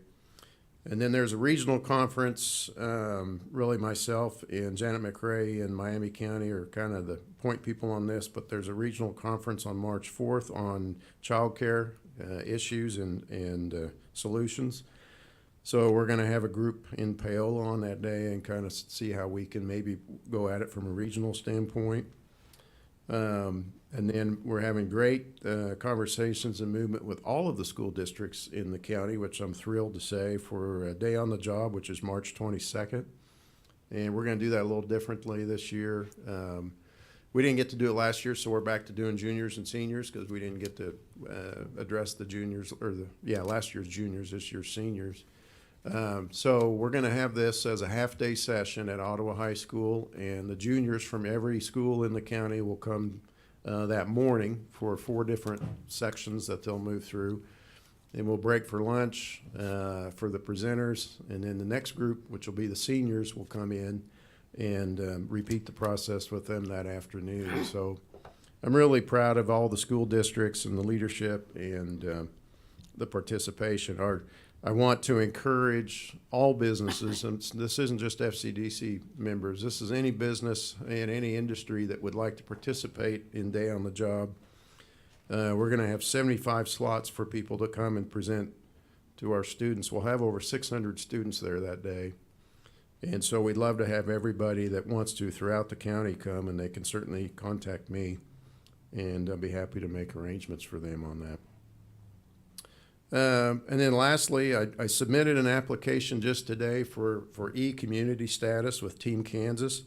E-community is an entrepreneurship program. And what that does is provide us some structure, some training, great access to training, and then you have some funds that you can access with a 40% match for programs related to entrepreneurship.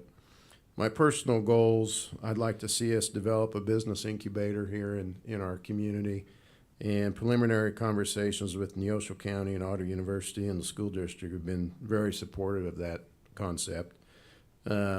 We also, within the high schools, want to hopefully get all of the schools to participate, but they have what's called a Youth Entrepreneurship Challenge.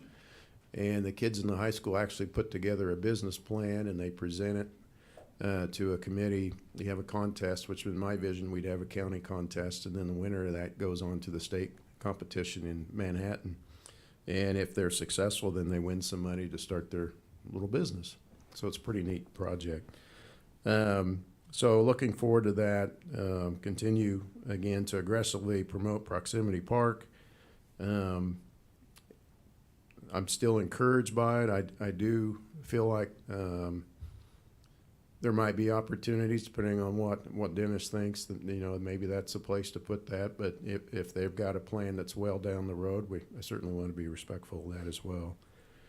I'm happy to answer any questions. And I do have a follow-up question, Paul. Yep. The day on the job, are we able to look back like 5 years ago, we've been doing enough to see if it's working? Or do we have any kind of way to figure that? I don't have any data on that. Could certainly, part of what we struggle with is we know there's a lot of kids. We know the percentage of kids that graduate that don't go to college, but we don't know where they go. Okay. And we haven't had a mechanism to capture that. Obviously, they're not staying, or we wouldn't have some of the shortages we have. But we've got to figure out a way, and I haven't done it yet. To be honest with you, I haven't figured out how we capture them 2-3 years out. But I'd love to get that figured out.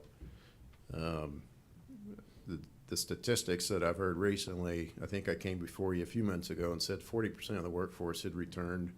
At this point, 80% of the workforce has returned. However, the unemployment rate in December for Franklin County was 2.2%. I don't think I've ever heard of an unemployment rate that low. Wow. So we're basically at full employment as far as the people that plan to work. And so we're working on some plans with boomerangs, which are people that dropped out of the workforce, maybe in a retirement mode, that think, well, I'd like to come back at 20 hours a week instead of full-time. And I've talked to several industry about kind of shifting that thought. If you've got some full-time positions that you're trying to fill, you might think about part-time positions. And one of the businesses did that and said every applicant they got was a boomeranger. So I think that we'll see more and more of that as COVID dissipates.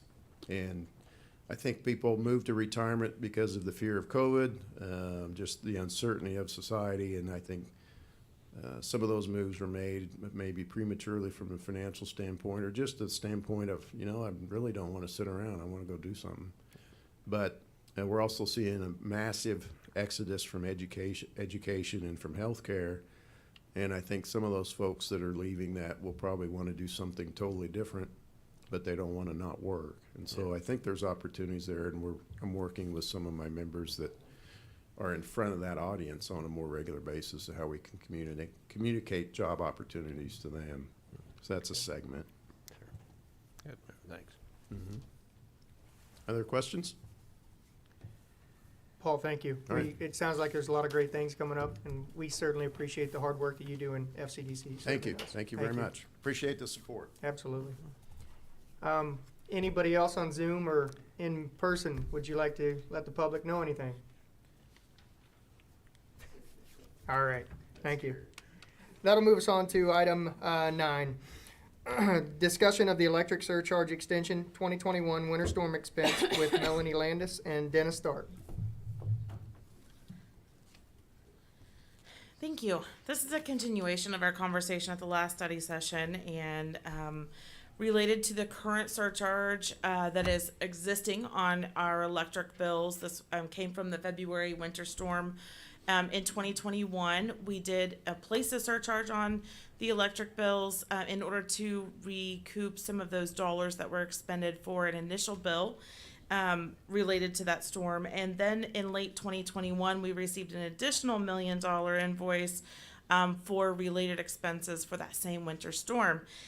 We did discuss that in September. We agreed that agreeing to pay that back over 12 months was our best approach. But the surcharge for the original invoice was still on the customer invoice or the customer bill, and we weren't anticipating that being brought in totally until January or February of this year. So now we're back in front of you asking for your consideration for extending that surcharge in order to recoup some of the costs or the costs related to the second large invoice that we received. At the last study session, I offered a little bit different look at extension of this, and meaning we would potentially reduce a couple of those rate categories by 50%, which ended up extending the payback time over to 20 months instead of 14 months. And after some conversation amongst staff and a few of the questions that came in from commissioners, then instead what I've presented to you here is an opportunity to maybe consider just leaving the rate classes the way that they are now. I did do some additional analysis in case you wanted to consider something different. If we were to leave them the way they are now, with just some slight rounding, the rounding is simply for making sure that it's simplified for the customer to understand when it shows up on their bill. But if we were to leave them the way that it is now, that would be a 14-month recovery.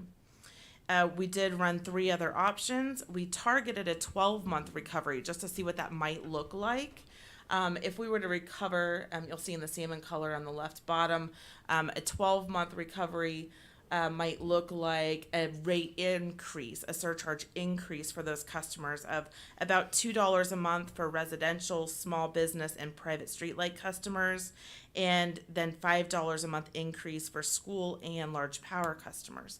In our initial conversation, I don't believe that's the direction we were wanting to head with an increase, but I wanted to give you just a look at what a 12-month recovery period might look like.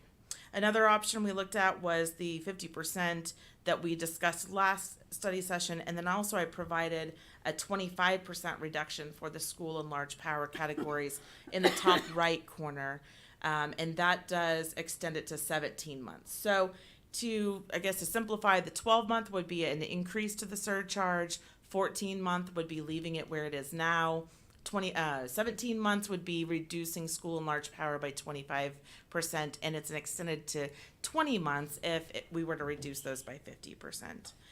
So when we looked at all of those different analyses, and we really came back to you here with a recommendation to just leave those alone and to maybe go ahead and ask that we move in the direction of leaving the charges where they are now, knowing that that's going to probably take us 14 months to recover that just over $1 million. It's $1,043,000, and ask if you have questions. The next steps to this process would be that if that is something you'd like to consider, or if you'd like to consider something different and give us direction, we'd really like to bring you back a resolution that extends those surcharges or establishes that new surcharge at the Wednesday meeting. as we're attempting to not cause a fluctuation in the customer's bills for the month of February, and our next billing cycle for February is actually late this week.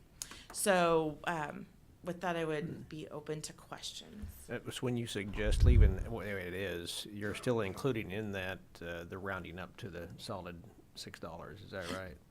Yes, yeah, okay, that's so what we it's were. Changing to that, okay, which, Yes. that's right. Director Landis, I appreciate you simplifying it because I do think it is confusing because there is such a myriad of current surcharges. And so simplifying it just really makes it much easier and just kind of easier to understand. So thank you so much for doing that. Is this, I want to make sure that I understand correctly. Do you want, are you looking to have a resolution that we would discuss on Wednesday, or is that or is that something that you are looking to further down the line? Now, if you were to be comfortable with us moving this ahead, we would provide the resolution to you. It's the exact resolution that you approved earlier last year, just with the adjusted rates, the slightly rounded rates, because that one said specifically that it was intended to be recouped over 10 months. So it was very specific to that first round of surcharge. So we've updated the language in a draft, but we didn't distribute it in the packet because we weren't sure where you would land with your discussion this evening. But we would include it in the packet for Wednesday for your consideration if you were willing to move ahead that quickly. I would be fine with including that in our work on Wednesday's meeting. Just to clarify, we're talking about the current rounded rates one, right? We're not Yes. discussing The either of rates the that other are three. that are Yes. listed in our packet today, which I believe is on a whopping page 213, in case you haven't gotten there and you're still trying to print off. Yes, it's page 213. I'm fine with that on Wednesday. I agree. I'm fine with moving that till Wednesday also. I think, everybody's comfortable in what they've been paid for the last 12 months. And we talk about not burden future commissions with, anything down the road. And I didn't want to burden the public any longer than we needed to with extending those payments. So I think the 14 months is great. So Commissioner Graves, are you okay with moving that to Wednesday? Yeah, I agree. Thank you. Provided we don't have another storm like we had in February. Right. We'll get arrested again. I think that was a lengthy several more days, so it would need to. We should know on Wednesday, though, right? Yeah, right. How it's going to look. Today, 60s. Wednesday, not. I don't know what you guys are having your own conversation. We'll move it to. We're good with that resolution on Wednesday. Okay, thank you very much. Thank you. Thank you. All right, that moves us on to comments by the city manager. I have none, Commissioners. Thank you. Comments by city commissioners. Commissioner Graves. I have none. Thank you. Commissioner Kaler. I have a 30-minute homily I'd like to give, so set yourself on in. No, actually, the only thing I want to point out is that the city manager and I did attend I think, official and final retirement of Dennis Butler, our former chief Dennis Butler, on Friday, and it was a really, really nice reception, and I appreciate Chief Adam Weingartner giving his comments on behalf of what former Chief Butler has done for our community, and he does leave a really great legacy for all the good work that is being done and certainly being continued by Chief Weingartner. So just happy for Chief Butler and happy for whatever comes in his future. Thank you. Mayor Pro Tem Skidmore. Well, just if Coach Andy Reid's listening, just kick the field goal. That's all I want. Wow. That's good. That's all. it? Yeah, that's all. It's not Great- even a joke. great Did you hear that? It advice. wasn't even in a joke No, form or she ad was or serious. anything. Serious. All right. Reports by the mayor. I just have one thing. Commissioner Kaler, City Manager Neinstedt, and I attended Local Government Day last week in Topeka. I had the privilege of actually attending the mayor's luncheon. It was funny to me to see that a lot of the mayors there had the same tenure that I did. So it's nice to know that there's a lot of new blood in the state. Not that the other mayors have not done a great job, but nice to see that there's some new blood there. So other than that, I don't have any other report. I'll move on to announcements. We have our regular meeting at 7 p.m. this Wednesday. And then since we've done a trial run tonight on a late Monday study session, we have a study session next Monday along with our commission retreat with John Devine at 4. Is there anything else to be brought That could in be a front of the shorter commission? meeting, right? Yeah,